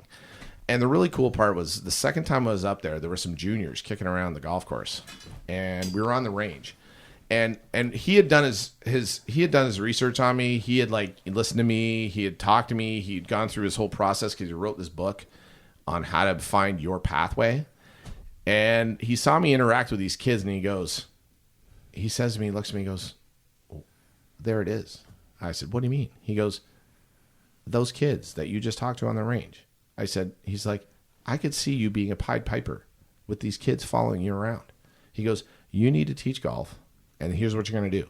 And he sent me on a path, and I'm going to jump ahead, and then I'll come back. No, it's good. This was one of the questions is like, how did you get into focusing on juniors? This is really cool. Yeah. So 2011, he says to me, you have to go see these guys. And these are all the head pros at most of the private clubs in my area, in the greater Toronto area. So I reach out to a bunch of them. And he says, go ask what they think about you being a teaching professional and how they think they could, what can they help you with? You're not applying for a job with them. You're going in and you're just asking for their advice. Right. It's a great way to go about it. Amazing, right? So I met with some of the most awesome guys, right? One of them I went to Credit Valley Golf and Country Club, where I am right now, and I met with the general manager, Ian Webb. And I sat down with Ian and I said, hey, Ian, this is what I'm going to do. And Ian had known me for a long time. I played in multiple tournaments there, got my very first win there as an assistant back, like in 94 or 97. And he sat there and told me, hey, I think this is an amazing idea for you. I think you would be an amazing teaching professional. He goes, I don't know what Adam's got planned here. I mean, we have this guy as our teaching pro, but I mean, a director of instruction. I don't know if that's something that he even thinks about, but we definitely, this might be something down the road. Who knows? But he gave me some great information. He says, I think you should just go run with this. I think you'd make an amazing teacher professional. So I took that, went and visited with a couple others, and sure enough, the Toronto Golf and Country Club advertised for a director of instruction. Now, Toronto Golf and Country Club is the second oldest golf course in the GTA and is an amazing facility. Got down to me and another guy, and he got the job. I didn't, and I was pretty crushed because I killed the interview. I remember being in the interview, and they were all like, "Oh yeah, okay, that's great. Let's go have some lunch after the interview." I was like, "Well, no, hold on, I'm not done." What do you mean? I said, well, here's my my project for a golf development center and junior golf development center. Like, what? And they all went to sit down, and I handed them out all their pamphlets, and they were like, this is unbelievable, right? So I thought I killed it, but I didn't get the job. However, really interesting point was what it did is it said to me, I can do this on my own. So then I went to the owners of the range where I was, and I said, I want to do more. And they gave me the opportunity to run the range. And then smartest thing I did, stupidest thing I did, is I hired an assistant. Now, not a golf professional. I hired a woman to take care of the administration. Because one of my good friends said to me this. He says, you can either be 90% running your business, 10% teaching, or you can be 10% running your business and 90% teaching. I'm no dummy. I know what I'm good at. Yeah. Doug is not good behind a desk. Get Doug out in front of out of the desk. Doug is great at teaching. So I hired somebody to help me run the business. Best thing I did, because what she did is she allowed me to be me. And the minute I focused on juniors, it just went skyrocketing. So it was literally 2011 when I decided to focus on juniors, right? My career took off. And it was really an interesting point because in 2012, I was PGA of Canada's Junior Leader of the Year. And then in 13, 14, and 15, I made U.S. Kids Top 50, and right. I did it with the same two guys as the internationals, Alexander Duque and Dylan Ross from Mexico, who's a British guy in Mexico City. And the three of us were like all 3 years in a row. We made Master and all that stuff, and it was a crowning moment for me, all right, that allowed me to see the light of understanding that junior golf is where I need to be. But the two biggest decisions that I made were, one, going to talk to all those guys, right? And two, deciding that junior golf was where I wanted to be. So... And this was before you got to Credit Valley, right? Before I got to Credit Valley. So here's a really interesting thing. So 2016, February 2016, I hear that the teaching pro is leaving Credit Valley. My good friend Brad Ryle says to me, hey... Jimmy just left. I said, oh, okay. So I sent an email to Ian Webb, the general manager. I said, Ian, I heard that. Oh, I sent the email, and this is what I said. I said, Ian, I should have sent this message to you sooner. I said, your advice you gave me in 2011 was some of the best information and best advice I ever got. And I've become an award-winning junior coach because of it. And I wanted to say thank you. I also heard that Jim has just left. What are you guys going to do now that Jim's gone? He writes back to me. He says, I don't know, would you be willing to talk to Adam? Adam's the director of golf. I said, Absolutely. Adam was, so that was a Wednesday. Adam was at my academy on the Friday with the offer in hand. Wow. So I was like, so you'd paved the way, right? I paved the way, right? Exactly. You built that relationship. Right. So now I'm gonna. That's a great lesson, right there. It's a really cool lesson. But here's the.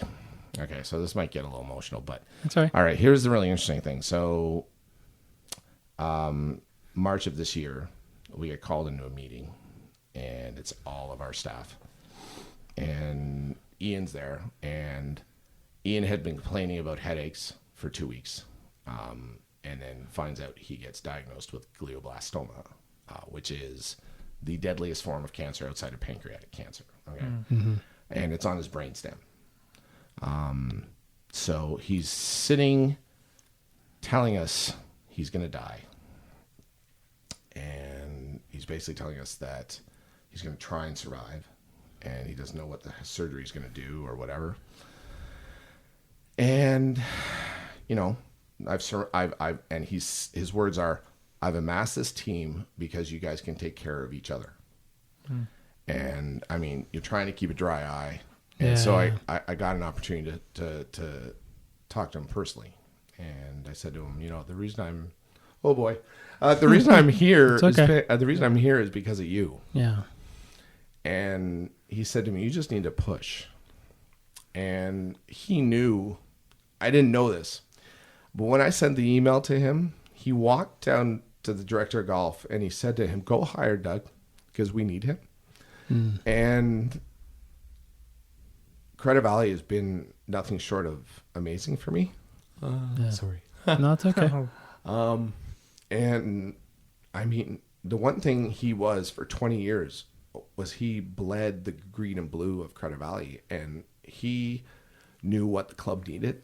And to think that he saw in me is what his club needed is nothing short of very honored. Like it's very humbling. Sure. And special. It's very special. So I mean, you know, you go through what you do, and it's really funny. I said that to you earlier. I said I wouldn't be talking to you if I didn't get fired. And I've said that so many times to other people because the other major catalyst to where I am today has been my renewed faith. Right. And this is a really crazy story. 2013, I have my indoor academy. So I ran an indoor academy. I would set up an indoor academy every winter. This was above a ice rink. I had 3 hitting bays, putting green, all that stuff, right? So there's a guy who had seen one of the guys that worked with me. This is when I was still at the driving range and wasn't at Credit Valley. And so he's in practicing, and it's an afternoon. And we had seen each other and been cordial and all stuff. So I start talking to him. I said, hey, what do you do? And he goes, I'm a pastor. I said, oh, really? I said, oh, where'd you grow up? He goes, and we find out there's a basketball connection, right? And he knew some guys that I knew and stuff. And so we start talking, and I said, how'd you become a pastor? He goes, well, my dad's a pastor and my brother's a pastor.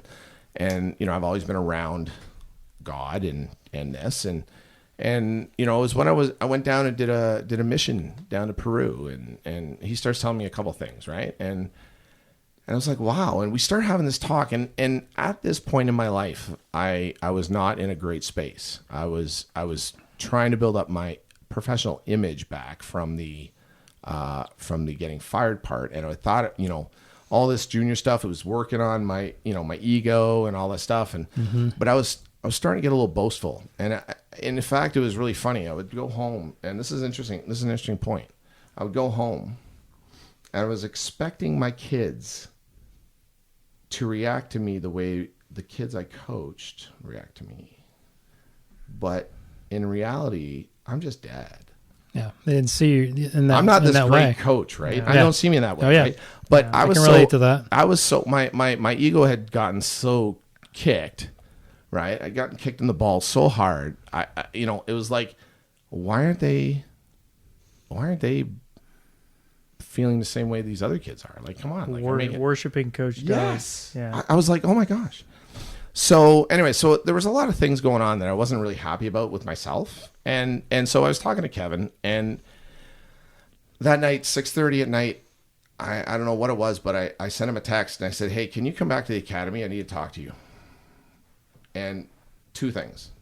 He never looks at his phone once he gets home. Really doesn't. He looked at his phone that night. The second thing is he turned to his wife and said, I need to go to the academy and talk to Dougie at 8:00. And his wife was the one who bought him the membership at the academy.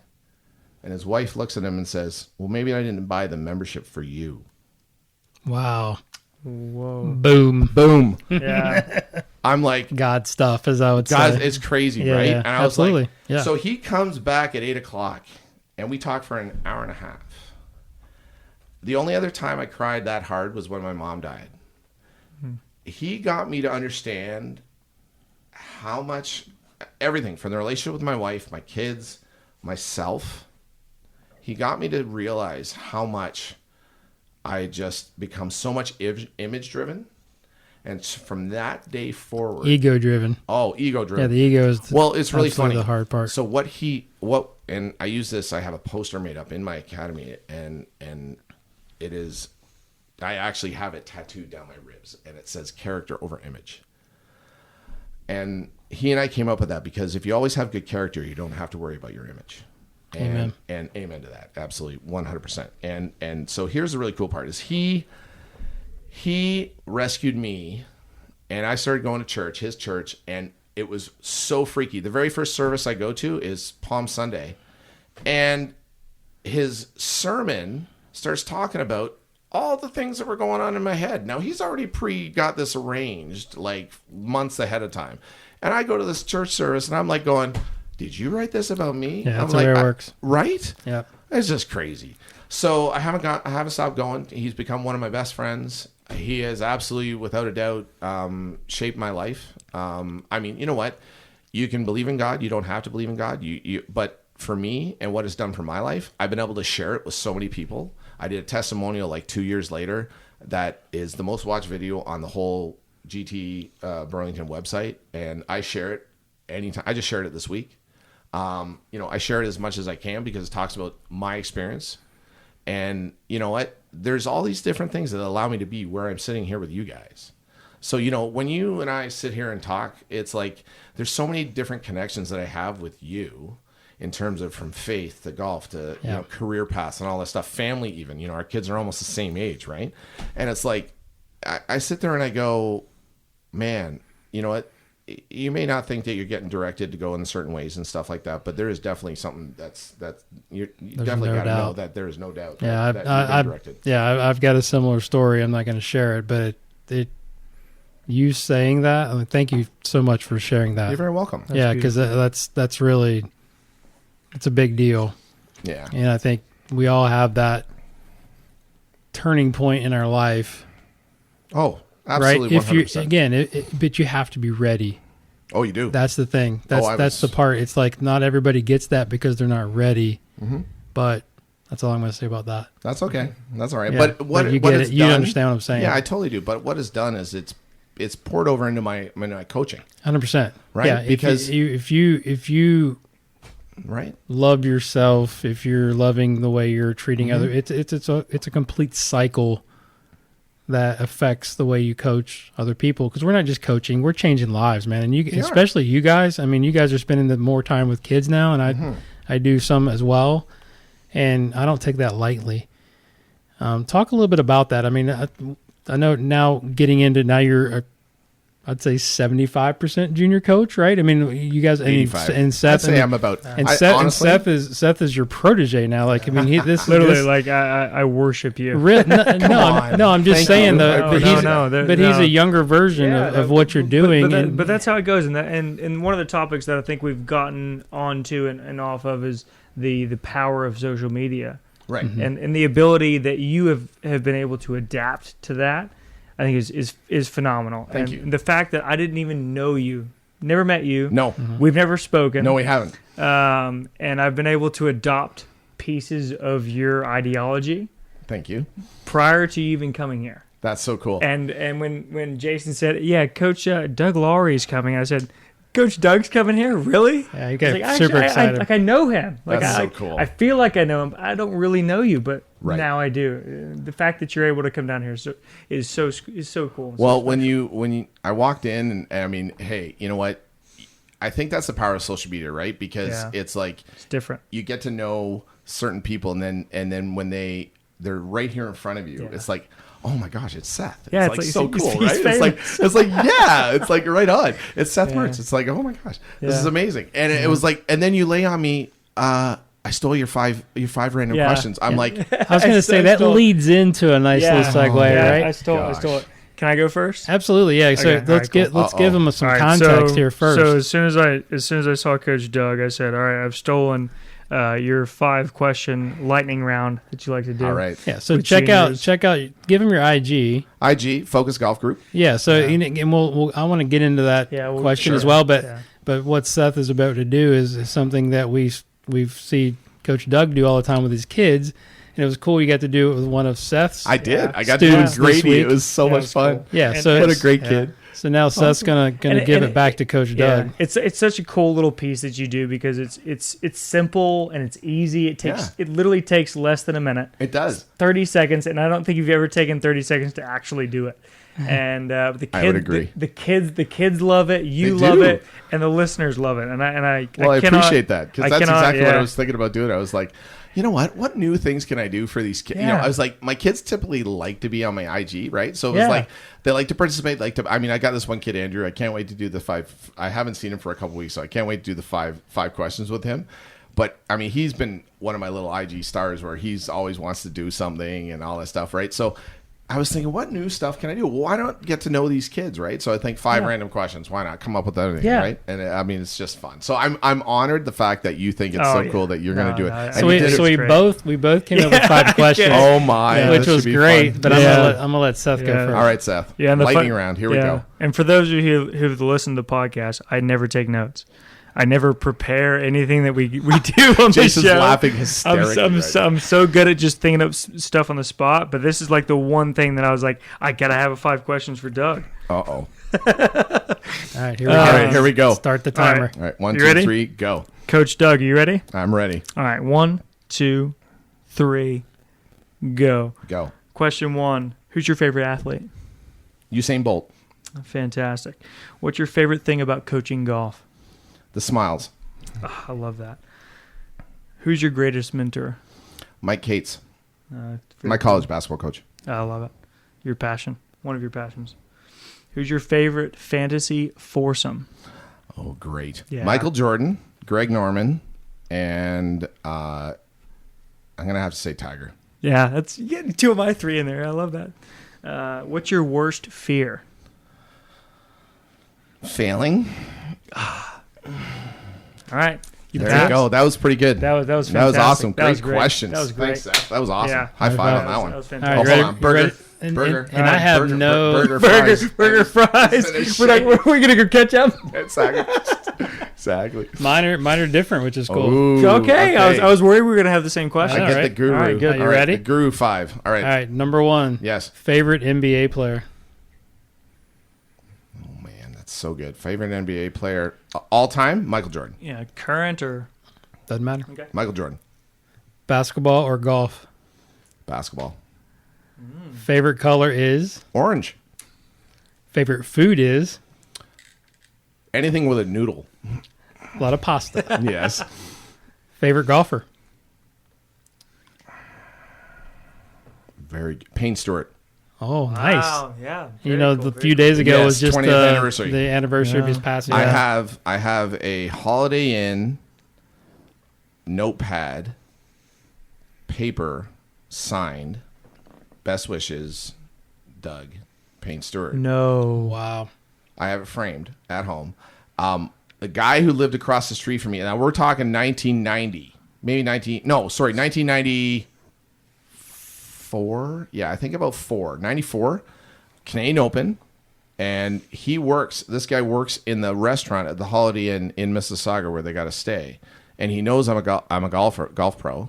And he gets Payne Stewart's autograph for me. Wow. And I was like, oh my goodness, this is like amazing, That's right? insane. And then, like, I mean, if there is ever a man with character, did you read his daughter's letter? I think Golf I Digest? think I heard it. Somebody read it. Oh my gosh, I was in tears. yeah. I couldn't even get. That's I was one of the most emotional things I've ever. I was read. in tears after the first paragraph. Like, oh my gosh, it was just amazing. Yeah, so there you go. Those are great questions, guys. Thank you very much. Yeah, man. It's fun because you get to ask all the juniors. So you go like, "What's your favorite color?" Yeah. Exactly. Who's your right? favorite? But this is like the adult version. Oh my gosh, I was out for dinner with those twins. Like I said, the girl that lives here in UNC Charlotte. It was like they're 5, right?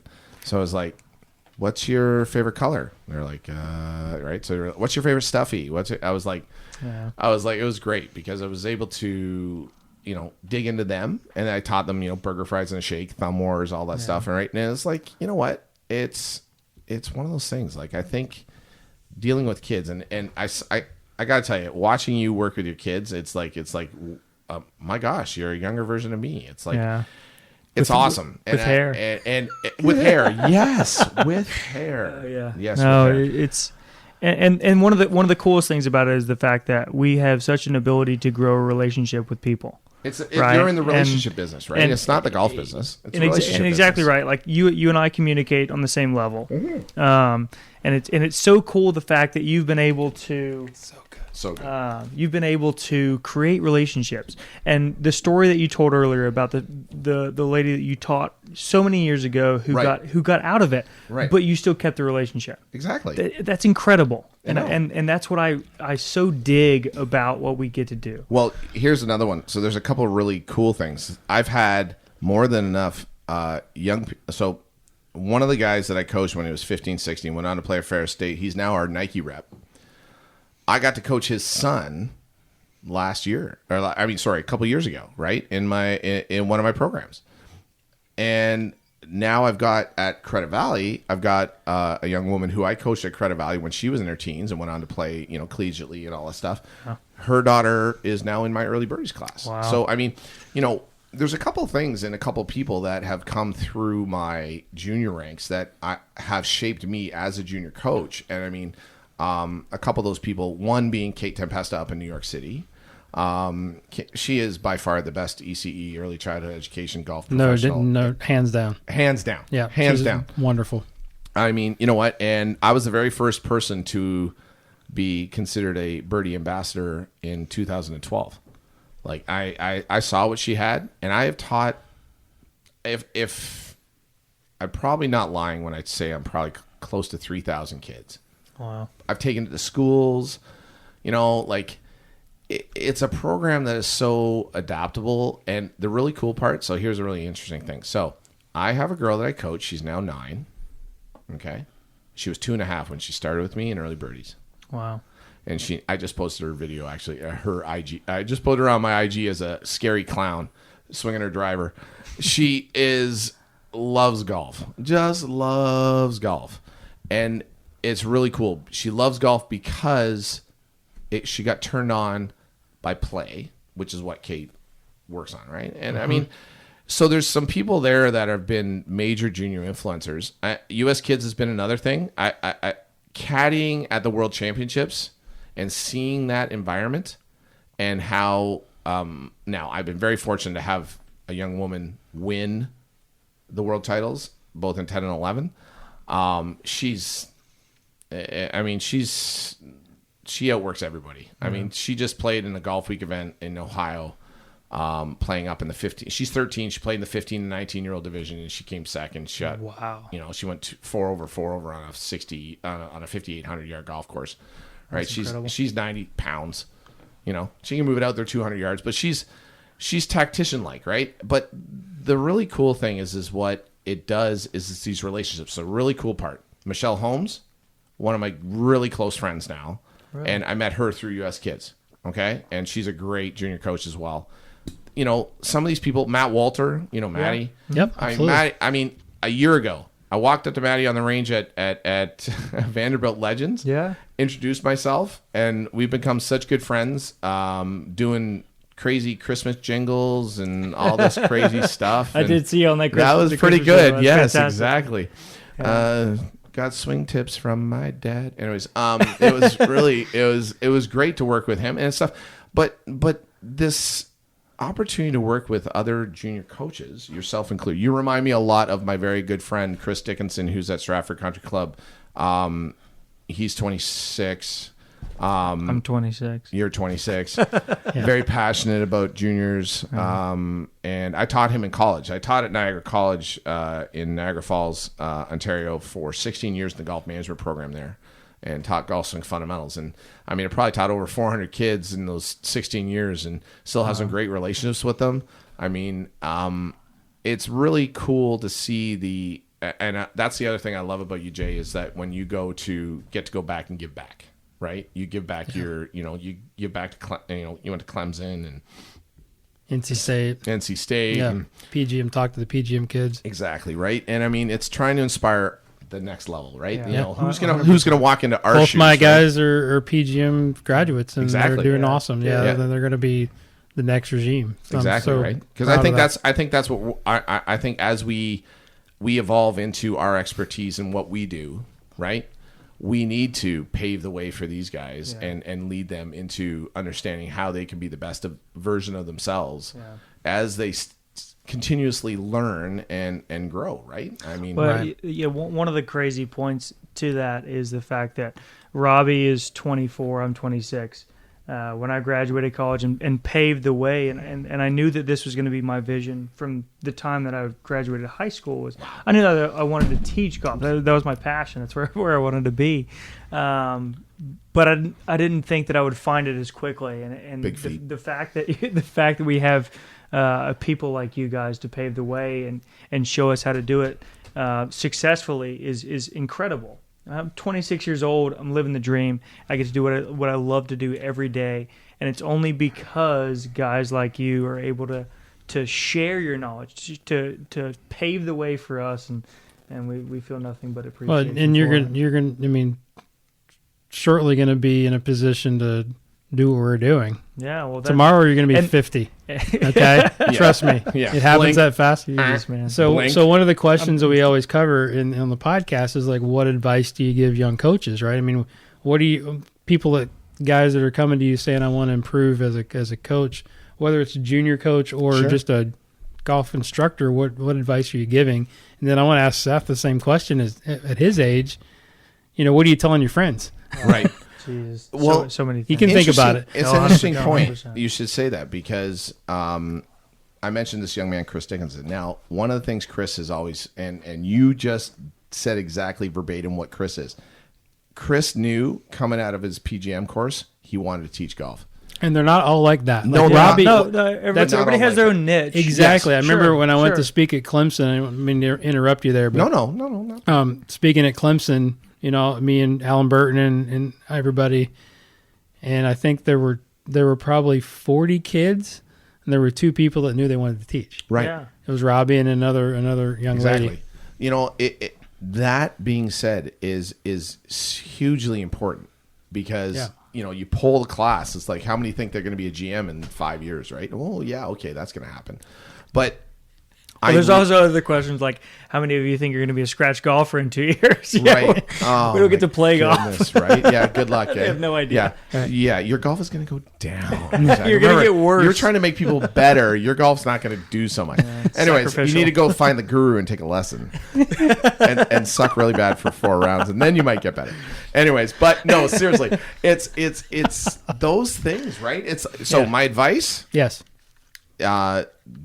Go shadow as many people as possible. Amen. Absolutely. Old school. And that's so old school. It is. But everybody, it's so at their fingertips now where they can click on, I can watch a video, but you don't get the same vibe, right? Well, oh my gosh. You don't get to ask the questions. I'm going to actually, I will tell you right now,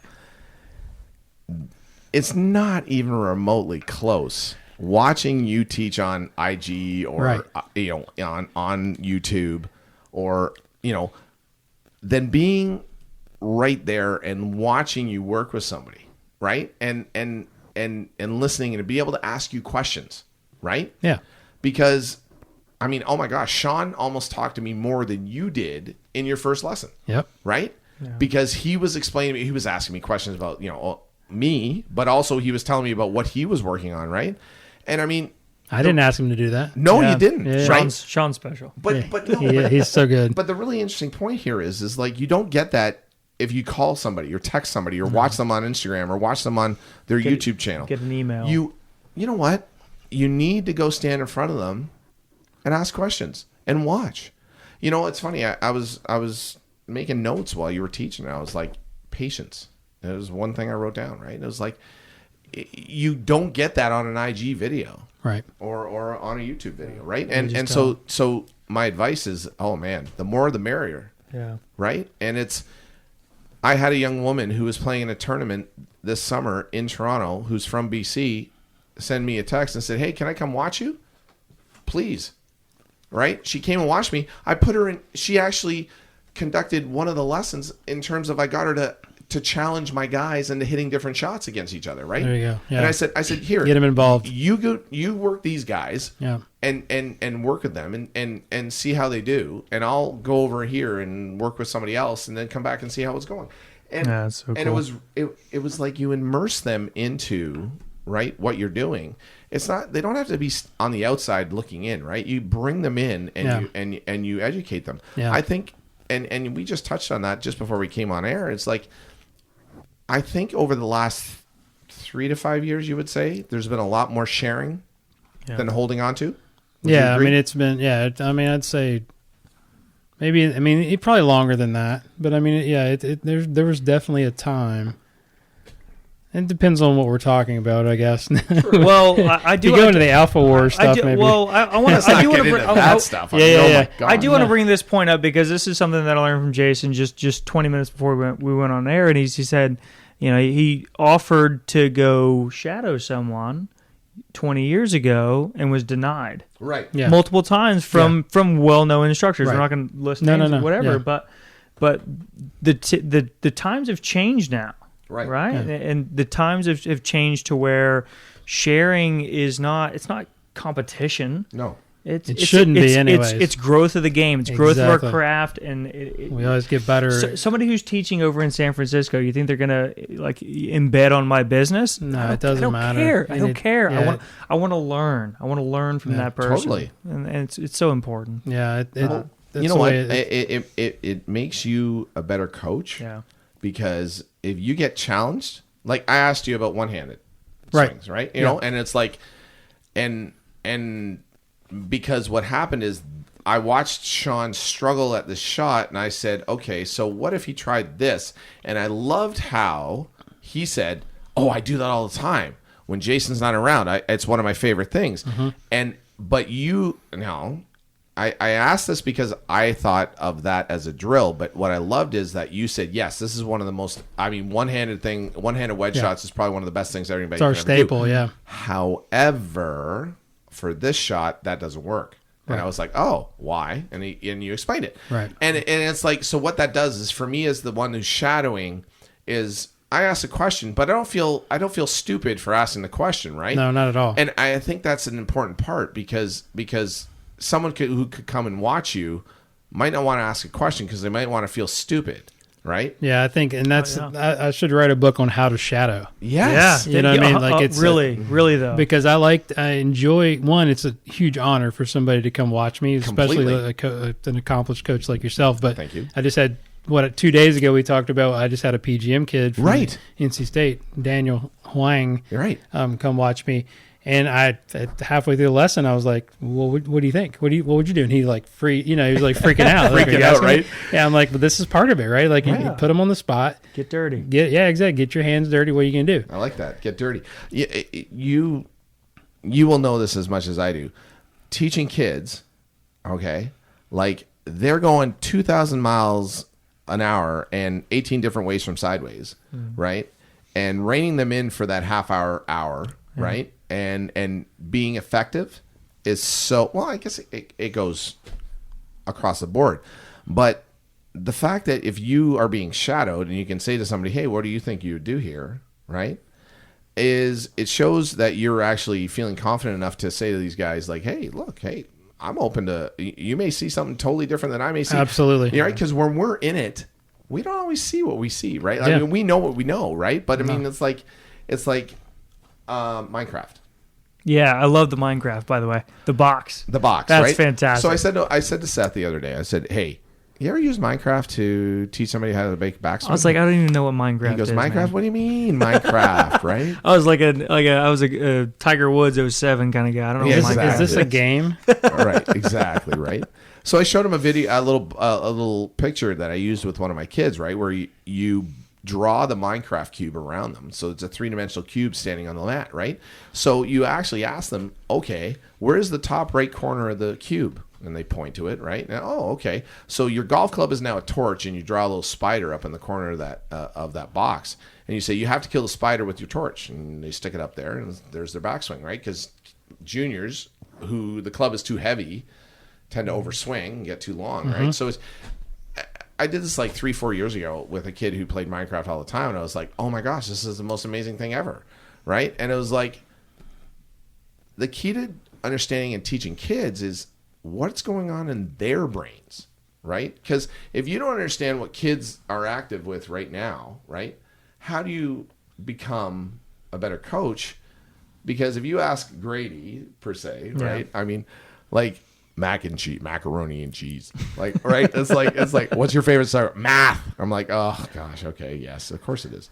But but the best part is, right? Exactly, right? Yeah. Exactly. His dad's going, yes, I know, right? Right? Yeah, said the right thing. Exactly. but the best part is like you get to know more about them, and what ticks is when they walk in and you ask them a question, right? It's like it's part of the lesson understanding what they had for dinner or what they did last night or what they, hey, did they play, soccer? Or did they, like Grady doesn't do any other sport except golf, but okay. Or what they're passionate What's about. all above. Exactly. Yeah. So, I mean. You heard what I asked Will Moody, right? Yeah, exactly. Trying to get him to talk to me like, how many goals did you score this morning, right? Right. I knew he had soccer this morning. He's a soccer player. Yeah, I'm like, because he thinks I'm just like trying to get him to play better golf, and I'm like, all right, I want 2 goals next week. Yeah, I want you to be better, well-rounded. Yeah, well, it's just getting to know him. Will was great. It was so funny that he didn't want to talk to me. It's like I'm like, yo, so Will, what's going on, man? It's like, who are you? Yeah.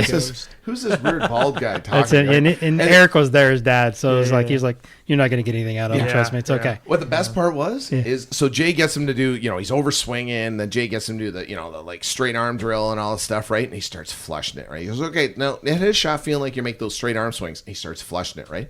The best part was he starts getting a little swagger. And he gets a little kind of like, chest is popping out a bit. Yeah, that's me. I'm a stud, right? Like this. But you told me what he did today. Yeah. What did he do? He shot even par and won the points list. He won the medalist and then won the points list for U.S. kids. Which is amazing. Yeah, it's great. It's so cool. That's why we do what we do. Like, it's just to see that. And that's the kid that's he's very introverted, kind of shallow, very shy. Well, it's funny. And I saw him and almost and the thing about Carmel is we've got so many elite juniors. Is Will's a little undersized. He's a little bit overshadowed. He's got kids like John, who's 4th in the world, kicking his butt every week, and yet but it's good to see that out of Will. Like I've been trying to get that out of him for years. It's fantastic. Well, it's really funny because we were up in the snack bar having lunch, right? And he was in there with his dad. And he was like looking at me. I could catch him out of the corner of my eyes, looking at me, right? And he's looking at me over. He's like, bald guy. He's like, hey, that's the guy. I could see it as I could see it. It's like, hey, that's. I was like, hey, Will. I was like this. I was like, hey, Will. He was like, yeah, exactly. I was like, what's up? And he goes, hi. And he's like, he goes right back to his sandwich, right? All this stuff, right? Well, it's so funny because you teach his dad, Seth. Yeah, right. Exactly. And it was so funny because I was like, he was the first guy I talked to because you were Jay was a little bit late. I thought he was coming for Jay when I was there, and I mean, it turns out like he works for RBC down here in Charlotte, and RBC is a Canadian bank, and it's and we started talking about Toronto, so it was like small world. Right? There it is. It's like so crazy, right? So it's like. All right. So did you see? I put out. I haven't looked at my phone. Listener questions. Yes. Got a couple questions for my buddy Rob McGill. McGillicuddy. Another wonderful bald man. Yes. There it is. Yes. You guys could be twins. He's just very we should be but shorter. He's a little vertically challenged. I love the man, but it's okay. He's my boy. He has way better. He's so handsome, though. He has way better barbecue skills than me, though. Man, he is one Oh, good yeah, guy on the barbecue. He is a Tennessean. He is, absolutely. Got to play his course last year, Stones Murphy's River. Brother. Oh, Yeah, man, yeah, he was yeah, awesome. Yeah. All right, so he has a couple questions for Coach Doug. Okay. What is his favorite go-to drills for juniors that are hyper flexible and jump early? That's a great thing. That is I a actually good one. talked. That's a very good thing. When they're hyper flexible and they pelvic extend like crazy, there's 2 drills like I like to do, and the first one being is if you don't have an opportunity to get them on a downhill side hill, so like the ball's below their feet, and they have to basically, if they pelvic extend, they're going to miss the ball. Fall over. My follow-up question there was, how long do you let them top it before you show them how to do it? 3. Do you let them do it first, or? Oh, I let them try and figure it Yeah, out, right? yeah. I say, okay, Trial and error. so Yeah, I think that's a good thing, but like, there's how long? oh, because you got to long know do you let who's him your miss? audience, right? I mean, like, you know the kid that's going to start dropping F-bombs. I mean, it's like he's 10, but he's going to start swearing at you or something like that, right? It's like, oh my gosh. My dad I have a uses this great, word a hold lot. on, sidebar. Great story. 9-year-old that I coach. He's amazing. This kid is fantastic. Got an older brother who's 18 months older. He's 9. This is like going back 4 years. They're on the putting green down in Florida. They're doing this like putting drill with his dad, his uncle, and his brother. And they're kind of giving him the gears because he missed a putt, right? And it was like, he drops his putter, throws it on the ground, looks at all 3 of them, points at each one of them and goes, F you, F you, F you. And walks off. How old's this kid? He's now 13. He But he was 9. He was He 9. was 9. Yeah, that's Fiery, right? Oh my gosh, it was such a great story. Anyways, Get my I'll get ass back. beat. So, how long do I let him do it? 3 times. Okay. All right. So, downhill, side hill. Dan Caraher, probably who coached Julian Surrey. The Rain Man. Rain Man. Yep. He posted a picture of a kid who's like in grade 8, and I said, "How did you get him to do this?" He goes, "Low pull cuts off a downhill lie for like ever." And I was like, "That's where I came up with the ramp." Yeah. So that's one. The second one I do is I morphed a little bit of Gigi, and Shout out. shout out to Gigi, absolutely, man. I mean, you know what?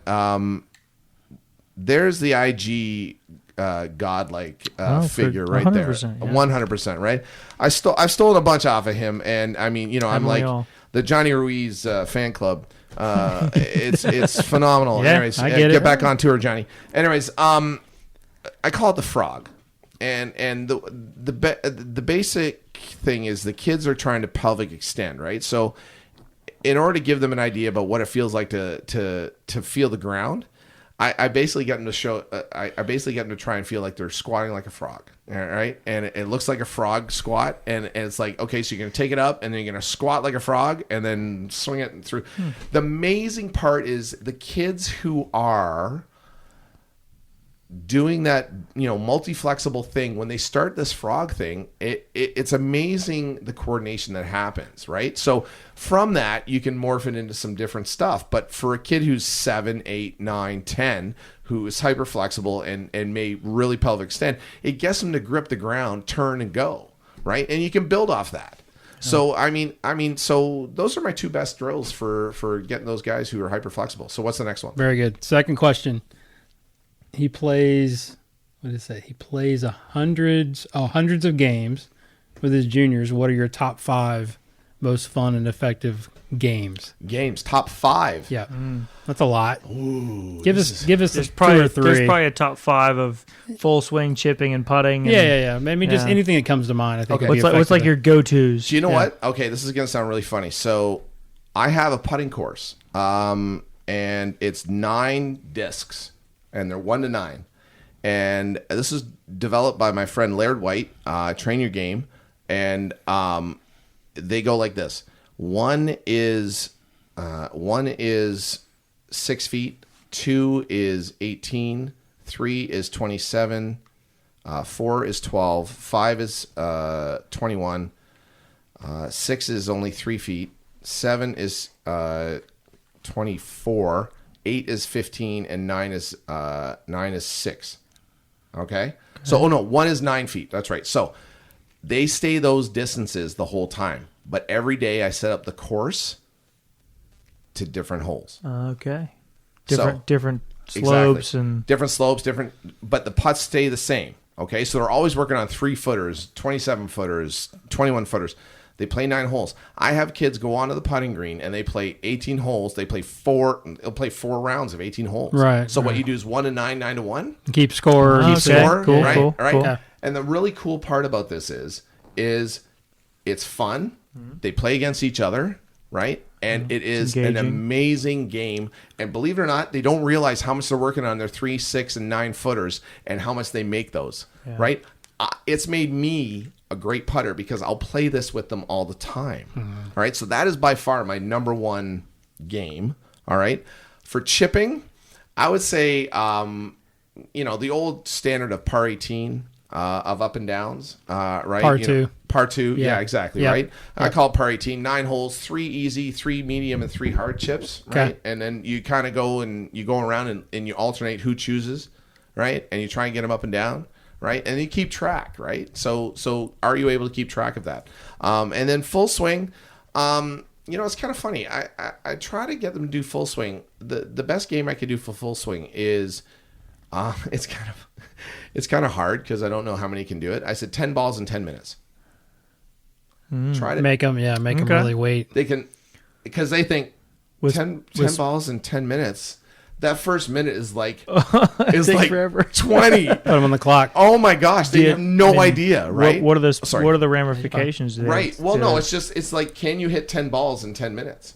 Right? And doesn't how matter where they go. I mean, it doesn't really matter how you go. I mean, you can add it's a patience drill. It's a patience drill, right? Yeah. And I mean those things for me, I think, because nothing frustrates me more watching these guys just hook it and hit it, right? Yeah. I mean, it's just, it's not rapid fire. How many people come to you and say, I practiced 3 hours a day. I'm pretty sure I got worse. Yeah, exactly. Oh, yeah, no kidding, right? All the time. Well, it's like there's kids at the golf course that just sit there and just beat golf balls. I say, what are you working on? Oh, I'm trying not to do this. I'm hitting balls. I'm hitting balls. It's like, what are you doing? It's like, oh, my God, they don't even have a practice. They don't know how to practice. Practice for 2 hours a day.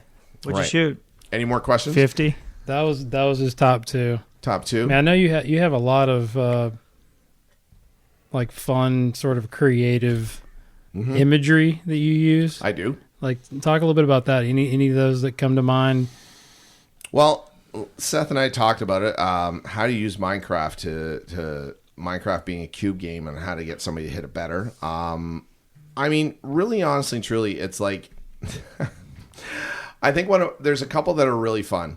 One, if I'm trying to get a flat wrist on a junior, I bring out a Hot Wheels car and I say, all right, so we're going to build a flat road. And the really cool part is like they got to swing it back and they got to hold it at about, maybe a 3/4 swing. And I take the Hot Wheels car and I run it along their lead arm and up their lead wrist and up the shaft. And if I get to the lead wrist and the wrist is cupped, I smash into the wall. So it's like, boom, I blow up the car. That's very cool. So I mean, we got to build a flat road if we want to get a little bit better golf swing, right? So, I mean, that, Hot Wheels, I mean, on the takeaway and all this stuff. I mean, Christian DeMarco was at my range last summer and he was doing it with a Hot Wheels car. And, oh my gosh, I can never remember this guy's name. He's in Dallas. He was, he was, what's his name's coach who stopped playing on the tour because he's injured. Asian dude. Help me on that. He can't play golf because if he does, he voids his insurance. You're talking Anthony Kim? Anthony Kim. Yeah, so okay. Anthony Kim's coach. Right. Who, for the life of me, I can never remember who his name is, but you know who I'm talking Yeah. about, right? Yeah. Anyways, Christian DeMarco was coached by him, right? And he gave Christian DeMarco this drill on a takeaway, right? And he basically gave him a Hot Wheels car and Hot Wheels track. And what he did is he had him actually put the club on top of the Hot Wheels car and push the Hot Wheels car back. But I changed it. I actually got the kids to knock the Hot Wheels car back, and if it goes off the track, they're flipping their wrists inside. So it's a really cool way, and you substitute a ball, right? And it's just a great way for them to bring the club back a little bit more on plane and not dash it inside with their hands. So there's a couple of little imageries. Is that Adam Schreiber? Adam Schreiber, Yeah. thank you very much. Shout yes. out. Yeah. Shout out, Adam. Thank you, man. Yeah. Exactly right. He just spoke at Open Forum last year. Exactly. So Did I hit all the Yeah. any Yeah, more yeah, you images got it. there? That's perfect. Yeah. I still have a couple questions. I was going to And say, you got some questions got before we go you know, into my we're- personal development questions. We're literally, we're still an hour and a half out of finishing up this interview. Oh my goodness! But I love Who it. knows? Longest podcast ever. It's all right. So I'm That's going to okay. choose from just quickly. I want to do two. But Actually, let's pause real quick, okay? Sure. This episode of the Golf Guru Show is brought to you by InVeedHemp.com. As golfers, you know the game creates wear and tear on your body and mind. InVeed CBD products can organically rejuvenate you. They come in 3 varieties: Relief, Clarity, and Relax. Relief CBD products help relieve pain. Clarity allows you to focus on those critical shots. And Relax CBD products are for those anxious golf moments. Right now, I've got an incredible special for you. Go to InVeedHemp.com and use the promo code GURU20 for a 20% discount for life. And now let's get back to our episode with Mr. Doug Lawrie. Right. The Seth man has little questions. All right, so Seth's got some questions. a little bit of generic questions. We're back. Logistically, No problem. Get the mic in front of your mouth there, bro. Robbie. you mean I don't project enough? You do, but You don't. you gotta walk. You gotta gotta talk into I it. gotcha. Yeah. There's 3 or 4 questions that could probably lead us on to 45 minutes of blabbering. I'll try to cut it short. Don't, man. But Let's there break the record. But there's a lot of talk lately and a lot of interest about different junior golf clubs. I'm a U.S. kids golf Right. certified instructor, just Yes. as you. But I've also seen a decent club head speed on an iron, hit on the toe, and the club completely gear effect. Oh, I have seen. Oh my gosh, I got pictures of that. Oh, I do. I'm the same way. I had the golf club completely returning back Yes. to the picture of where it's facing back at where the golf club was originally Completely. hit. Do you have specific club brands that you liked? That's a real. You know what? This is a great question. Okay. It is. So I call it the out of U.S. kids. Okay. Right? When are you out of U.S. kids? Because you start them there. Oh, 100%. Yeah. Because there's a lot of really bad beginner sets. Oh, there are. And I'll say them right now. Top Flight and Cobra. Extremely heavy heads, extremely light, extremely torqueable shafts. Shout out to Rob Holding. Talk to him about that. Oh, He's yeah, really diving into that. Robbie's Absolutely. Yeah. And it drives me my crazy. West Coast brother. Yeah. Drives Yes, me absolutely. crazy. Robbie, you know what? First of all, Robbie's one of the best chefs on the planet in terms of a golf pro. But anyways, we'll get Yeah, back. he is. That's Yeah, a whole yeah. other Okay. side. Exactly. Anyways, but no, listen. Here's my thing. U.S. kids serves its purpose for developing kids to be able to swing a golf club fast. Yeah. Now I'm going to give you 2 examples that are really cool. 2 girls. All right. My one girl, Alexa, she is now 5'1". She still has her 57-inch U.S. kids graphites. Okay. She's grown considerably this year. Okay. Mm-hmm. But because those are still light for her and her hands hadn't gotten bigger, they have just gotten bigger. She'll actually go up and put her hand beside you. It allowed her to create a ton of speed and hit the ball farther and better. So she actually had her best year ever. She is actually my player of the year in terms of my academy. She won a U15 match play championship. She won our Bantam U15 Bantam provincial championship, and she's 12. She has played some of the best golf of her life because we didn't move her out of U.S. kids clubs. Okay. Now go back a year, and I moved my 2-time world champion Vanessa out of her U.S. kids clubs a month before Worlds. Moved her into some pings that she was fit for, I210s. Okay. Is that an adult club with a cut down? They were weighted perfectly for. No, nothing cut down. Now the reason I say that is she went to Ping, went into their fitting center and got fit with their shafts and all the stuff, the grip size and all the things, right? All right. We actually had to go to my go-to, and this is a major shout out. I am friends and absolute. My go-to is Tour Experience Golf, TXG, the official TXG. They have a YouTube channel, Instagram. Ian Fraser, highly recommend you get him on the podcast. He is the epitome of the best fitting on the planet. I will tell you right now, he has so much amazing knowledge and a great staff. I send all my kids when they get out of US Kids to these guys. And I'm a Titleist guy. I will send them to the Titleist Fitting Center. I will send them to Callaway. I will send them to Ping. But they need to go see him because invariably they can find the right stuff for them and get them in the right clubs. I have, and this is not a knock on the OEMs, but these guys have all the technology, they have all the heads, and they have the shafts. And they are able to maximize these kids' efficiencies in the lofts and the lies and the clubs. So Vanessa went from 210s. She's now in I-500s, okay, with Acra shafts. Hits it amazingly high and farther, okay? Mm-hmm. No knock on Ping. Sure. But it's just you need to find the right fit when it's time to change. You mentioned something about the shaft changing and flexing.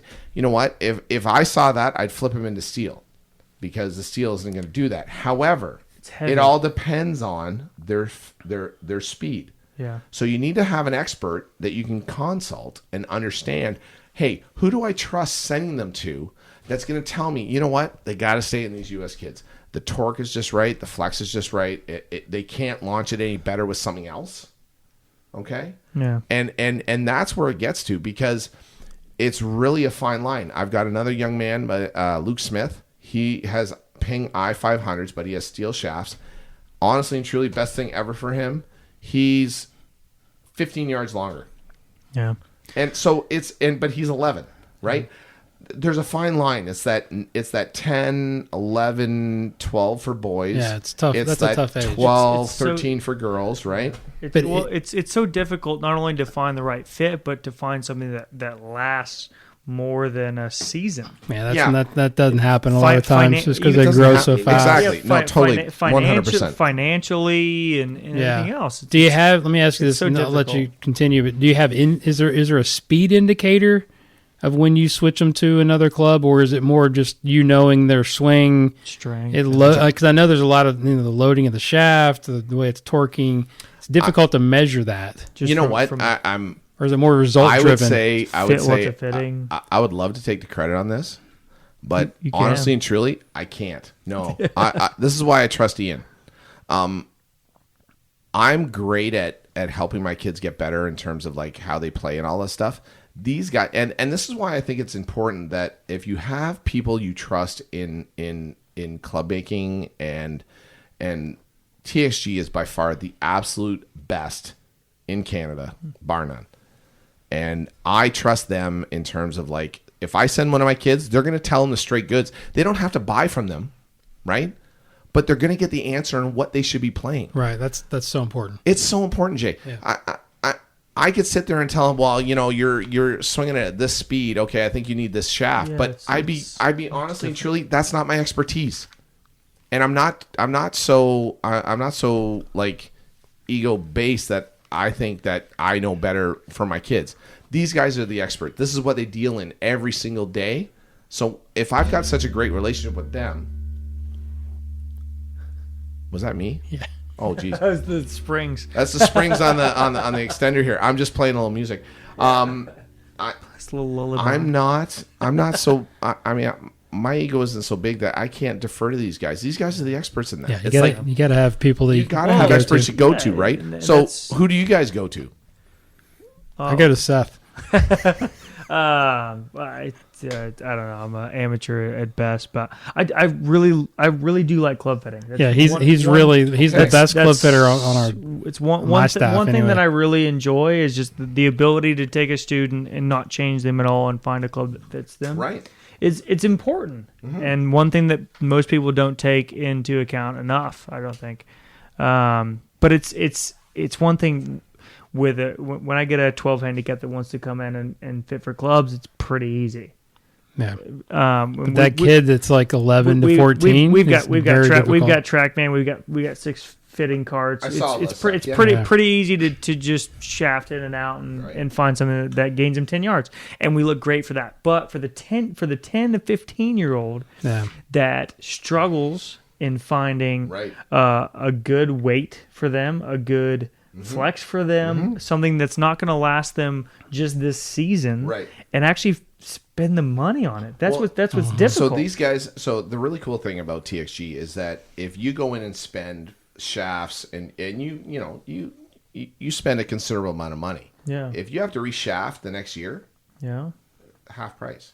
Okay. On house, like they want to work. See, the really cool thing about these guys is they work with the players and the parents because they understand that, right? Yeah. And the really interesting thing is I have such an amazing resource going to these guys, right? It's such an advantage because of my relationship with them.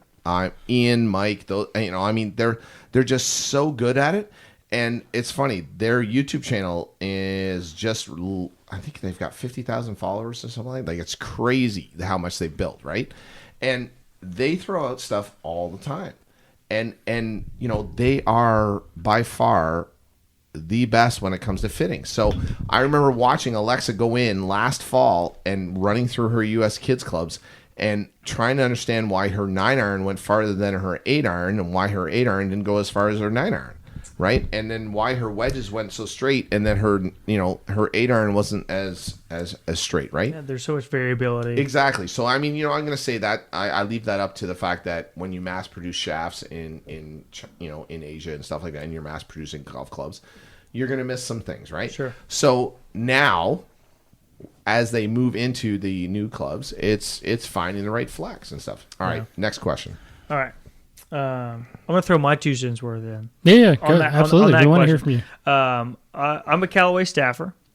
I do like the Callaway. They got an XJE and an XJX, and I do like them.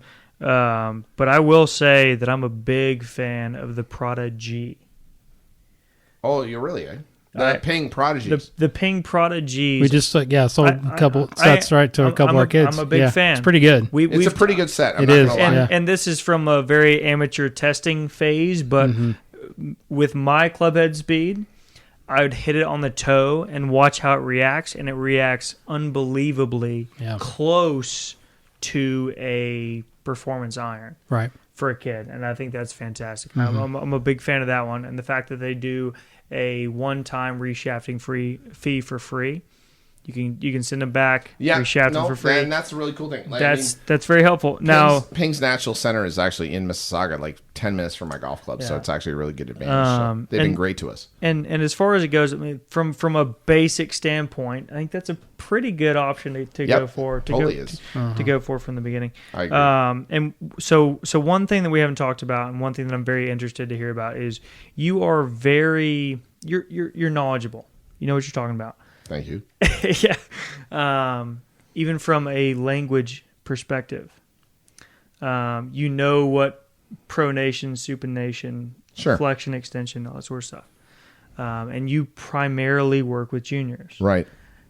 At what level and at what point do you discern different languages in your technique? Very good question. I've often thought, my boy Scotty Couch has been on with you, right? Yeah. Anatomy Toolbox. Yeah. Right? He has grown all of our brains. Oh, man. I can't wait. November 25th, 26th, hosting him. Yeah, shout out. Yeah. Shout out. Huge shout out, right? Yeah. I'm like, Credit I valid. sent him a text. I said, Scotty, how do I become certified? He goes, I'm hosting a TO date. Well, I said, can I be the host? He goes, sure. So it's like, oh my gosh. So my brain is going to expand even more. Incredible experience. But here's the really cool part. So, he says Anatomy Toolbox. And what's really interesting is I always think that, hey, can I turn it into a grade 2 pencil case?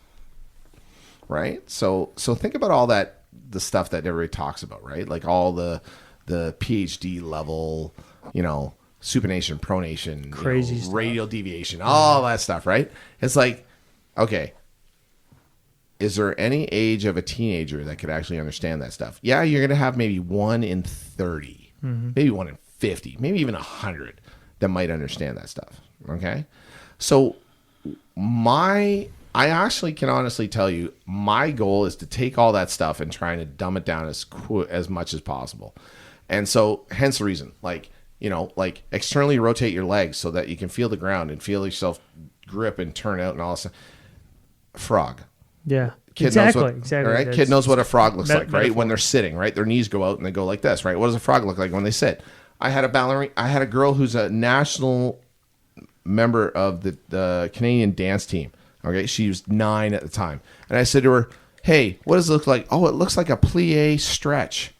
I'm like, oh my gosh, ballet. Position 1. Right, Exact plie stretch. I've learned that. Like, crazy. And it was some really interesting stuff. So to be honest with you, Seth, I think it's really important that you try and make it as simple as possible for them. And I pride myself on the fact that, like, okay, so am I going to use the word supination? No. Let's get soupy. All right? We're going to make some chicken soup. That's cool. All right? So I'm going to build some chicken soup. We're going to try and feel, okay, what you're going to do is you're going to try and feel this on the downswing. Oh, what are you doing? You're making some chicken soup. You're going to try and pour in the bowl of soup. Pouring the bowl of soup down. All right? Exactly. It's you try to find words and things and lingo that resonates with these people. And I mean, it's really funny. I posted a video of this great scene from Toy Story 2 where they're trying to find the guy from the toy barn. And Pig gets on the channel changer and he's going like crazy, right? And then they're like, stop. And he's like, no, I'm gone too fast. I've got to go around the horn. And I'm like, that's my brain. Right? Like my brain is that Rolodex. It's just going at all times, right, Jay? Like totally. And it's like all of a sudden, ding! It stops at the thing that you can change with them, right? And it's like, okay, so this is what you're trying to feel, and this is what you're trying to do, and it's like building a flat road with a Hot Wheels car, right? It's like you were one of the better T-Rex candidates, though, in the chipping lesson. Thank you. I'll give him that. I was gonna say, at what point of the Rolodex did he stop and take away? He went. I went Jurassic Park. He went Toy Story. So Toy Story. Yeah, exactly. Because that's the way he related to it. Yeah, absolutely. Because he can't touch the channels, right? He can't change channels. And he couldn't reach the bill at dinner either. Yeah, that's what. Oh my god! Not him, but that's what we talk about the alligator arms. Yeah, that's one of my favorite references. The T-Rex arms, the alligator arms. We want gorilla arms. Yeah, let's get some long arms. Yeah, absolutely. Completely. So again, it's trying to find those little things that click with the kids, right? And whether you dive into Hot Wheels, Minecraft, I mean something that is just completely. You have to dive into the mind of the kid to figure out what makes it work. Yeah, and that's one of the things that you do such a phenomenal job with. Because he talks to them, right? Well, and that's the thing is, it's the ability to consume a high level of knowledge and be able to communicate it to a student, to a child. I mean, it's really funny. I think one of the toughest things. Well, you know what? I touched on this a little earlier, but I honestly believe, and I wrote this actually as a blog post on my blog, is the secret to my success is honestly my ADHD. And because I honestly believe it allows me to be as creative as I am. Cool. And you know what? Like, being 39 and getting diagnosed and then finally getting medication and all this stuff, it's like, oh my gosh. It's really funny. I take bifenton and I'll take it at like 7 8 o'clock in the morning. And by 10 o'clock, it's like I call it the idea zone, right? Because what happens is bifenton is a methamphetamine. So honestly, I couldn't play golf on the PGA Tour. Oh, hello. Yes, there you go. Seth is putting his hand up like crazy. My name is Seth, and I am on Adderall. Exactly. I'm on Adderall. Oh, you're on Adderall? See, I used to take Adderall. I just switched to bifenton. I've got a story to tell him. Well, anyways, but the really interesting thing here is I was on Adderall for 10 years, and I switched to bifenton. And, I mean, it's the same stuff, but just a little different. Sure. But the interesting part is the minute I got put on it, I slept better. I could actually think clearer on the golf course. Now, I couldn't play in a PGA Tour event because it's a banned substance. Because it's a methamphetamine. It's speed. See, on ADHD, when you have ADHD and you're untreated, your brain's moving all over the place, right? It's crazy. So what the bifenton and the Adderall do is they speed it up. They make it go faster so you can hyperfocus, right? And what I call it is from about 10 o'clock to about 2 o'clock, the idea zone. Right? It's like, you want me spurting knowledge? 10 to 2. I am like in a high functioning, oh my gosh. I am connecting dots. I am throwing stuff. I'm like rewriting Newton's law of physics. Beautiful mind. And it's like, oh my gosh. Right? But it's amazing the stuff that gets done. And it's like, I honestly and truly, it's amazing the amount of people that actually don't get their kids medicated. No, and that's one of the craziest things about it is because I've got a small story to tell. I won't go crazy about it. But my freshman year, I was a 3.8 student. Nice. In high school, but I only made a 22 on my ACT. Took it first time. I only had to get a 17 to get into Mississippi State. Because just dumb people in Mississippi. I assume. Matt Walter.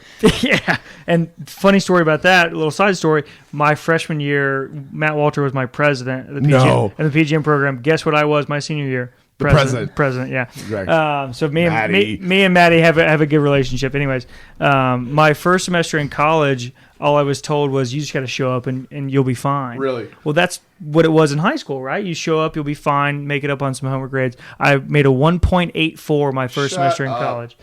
We had to have a 2.5 just to stay in the program. If you made below 2.5 2 semesters in a row, you were gone.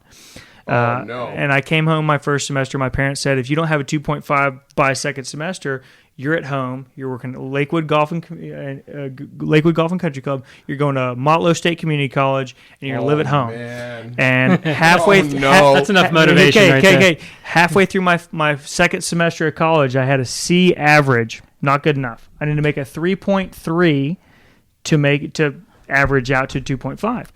And I went home to a psychiatrist that I gave lessons to growing up at Lakewood, and he said, "Yeah, man, like he put me through a couple tests. He said you can't finish a sentence. Oh, that test? Yeah, you can't finish a sentence without having to read it 3 or 4 times. Like I can't take tests. Comprehension was and he gave me tough. a prescription of Adderall, and by the end of the semester, I made a 3.31. Wow. 2.5 on the number, and since then I never made less than a 3.0 the entire time I was in college. Wow. And since then, power of medication. It's crazy. And the thing about it is our generation is a little bit more aware of it. Like totally. My mom says it all the time. Like God bless her, and I hope she's not listening. She will. My mom went to the University of Tennessee, and she dropped out within 2 years because she couldn't take tests. She had no idea what it took. And she ended up, it worked out to where she moved back with my dad at the frat house, and they ended up getting married. But it's the same sort of thing, like same symptoms, same sort of thing. Your age, not that you're a completely different state, but in my generation, we're able to apply different remedies. Here's the thing. Like I said, when I said, red dye and chocolate, like that's basically, they didn't know what ADHD was. Adderall, that was like, they just thought my you gosh, were slow. Ritalin. No, it was Ritalin, right? It was like, which was the opposite. Exactly, It right? calmed you down, which made it worse. Exactly, made it worse, right? Yeah. And it's like, oh my gosh, no, this is not what they need. Exactly. And it was really interesting because it was really funny because and this is going to be really crazy. So the psychologist that diagnosed me was actually my son's psychologist. So my son has ADD. I'm ADD. Yeah. All right, but my daughter is me, like in a female version of me. Oh my gosh, I have so many like. Oh my gosh, Abby, that's like me. Okay, stop it. ADHD to the max. Right? Like, totally, right? Anyways, it's really funny because he diagnosed me, right? And I did the test, same thing. He goes, I said, how did I do? He goes, oh, don't worry, you're full blown. It's like, all right, you're fine, right? And it was not even close. No, not even close. Eh? How did you survive high school? Well, so you know how I survived? Sports. Yeah, 100%. Yeah. The 100%. The sports releases you have- dopamine, Right. Yeah. which stimulates my brain, which allows me to cope. Right. It was Yeah. my coping strategy. Yeah. If you didn't have sports, you'd have been a mess. If I didn't have sports, that- I'd be you find things that remedy. 80% of those incarcerated with like major crimes have ADHD. Isn't that nuts? How did you not commit a major crime? I did not create a major crime because it's interesting. The psychologist told me this other stat, which was like 18%. All right, so 82% or 26, 82% of most ADHD people have a rider. A rider being like can't hold a job, alcoholism, drug abuse, like stealing, lying, right? And like I was like outside that 82% because I held a good job. I worked for the city. I was successful, right? I was like a work ethic. A work ethic, right? It was really interesting. So it was like crazy because like you sit there and you're going, okay, so I'm actually not too bad, right? But, you're doing very well. Yeah, exactly. Right. Top percentile. Top. Which is rare, right? you didn't. Whatever. You never thought you'd be in the top percentile. Never.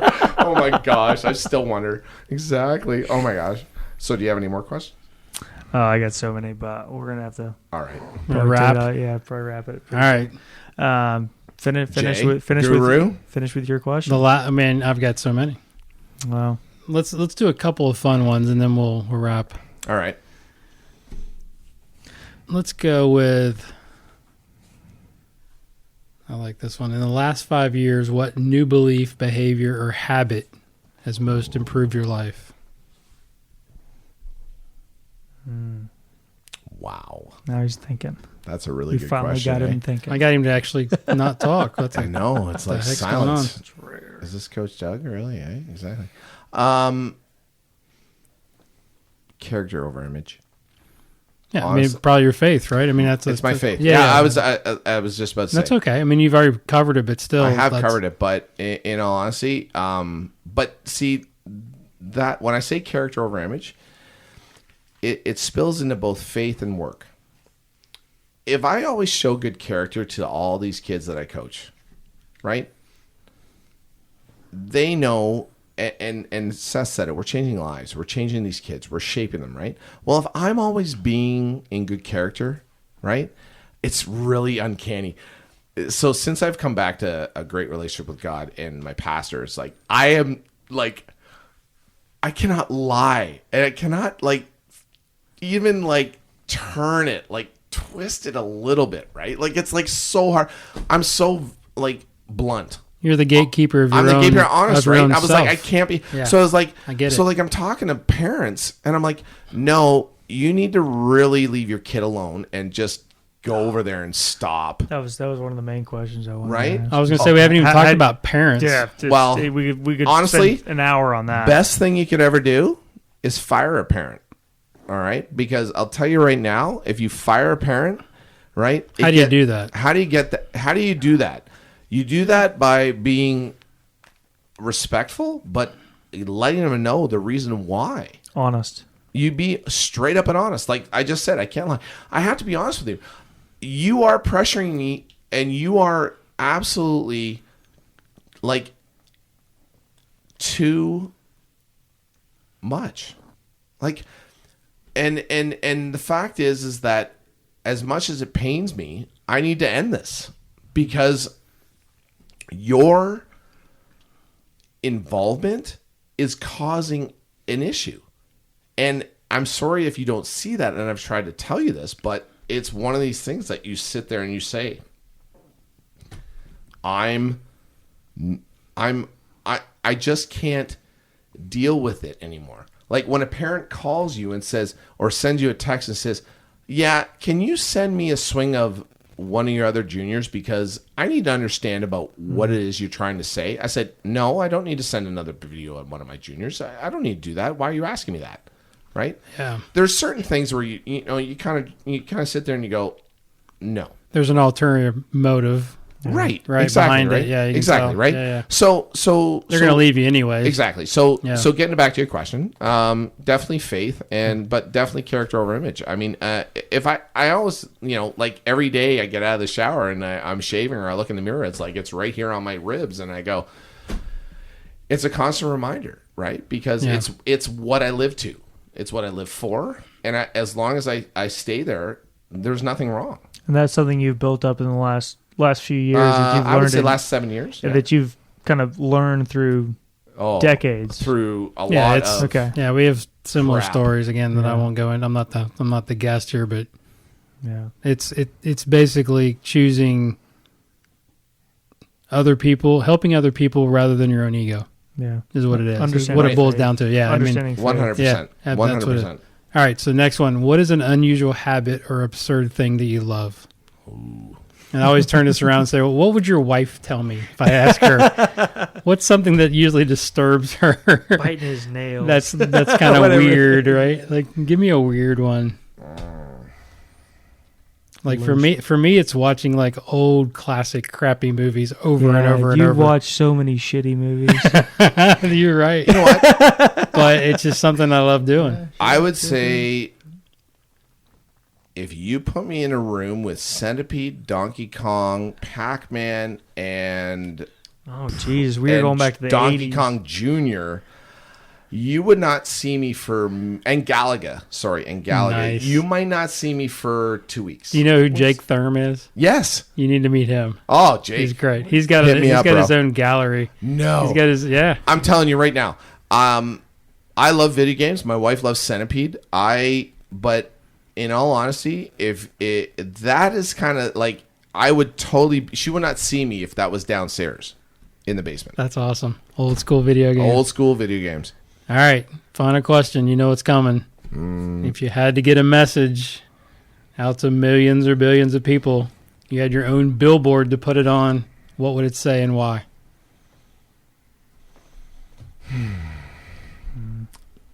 It's a big one.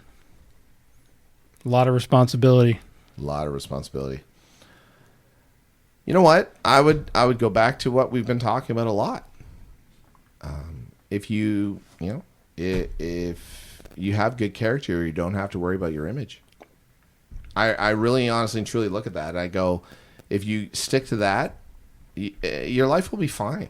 Because the reason for that is, character is what, how you are when nobody's watching. Right? And it's kind of like in golf, right? If you're out playing by yourself and, you hit it in the hazard or you hit it, close to a hazard and you tip it up and you don't take a stroke and you hit it on the green, you make a birdie. You're like, well, no. You actually were like, you actually tipped that up, right? It goes without saying, like there's so many parallels that character flies across that I think that honestly and truly, I would say character over image is by far the number one thing that I could put on a billboard and without a doubt people would stop, look, and listen to, because it is the cornerstone of who I am, Doug Lawrie. I love it. There you go. Awesome, man. Boys, Thanks this so has much. been absolutely So insanely great. So I can't thank you enough. Thank you so much for taking the time, man. Brother. Give everybody your social handles, your website. Sure. Tell them how they get a hold of you. All right. Instagram, Focus Golf Group. Twitter, Focus Golf Group. Facebook, Doug Lawrie.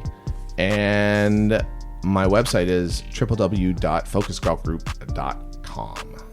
Awesome, man. You're the best. Thanks, That was boys. fantastic. Appreciate it, man. Great Thanks, job. guys. Burger. Burger, The fries, fries. shake. I'm going to catch up. I'm going to catch up. Oh, man. What's up, everyone? Guru back here again with a couple of things before you jump off. First, big thank you to Doug and also Seth, my guy, for coming on the show and spending enough time to really dig into his story, and a lot of great information for you coaches out there, and also especially you junior golf coaches or aspiring young coaches. That was fantastic. Give him a follow at Focus Golf Group on the gram and on Twitter, and go check out his website, Focus Golf Group, as well. Check out all his stuff and all his accolades that I didn't get to in the intro. Too many to count.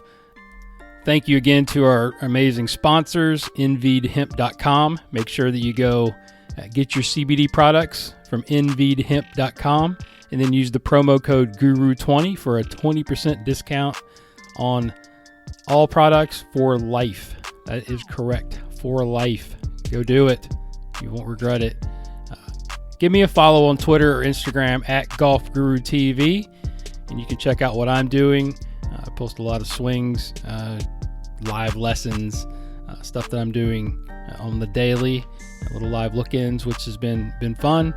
And you can also get more information, and if you want to learn from me, go to the App Store and download the Golf Guru app, which I mentioned in the intro, that you can do online lessons and also check out lots of videos, drills, and things that are going to make you better.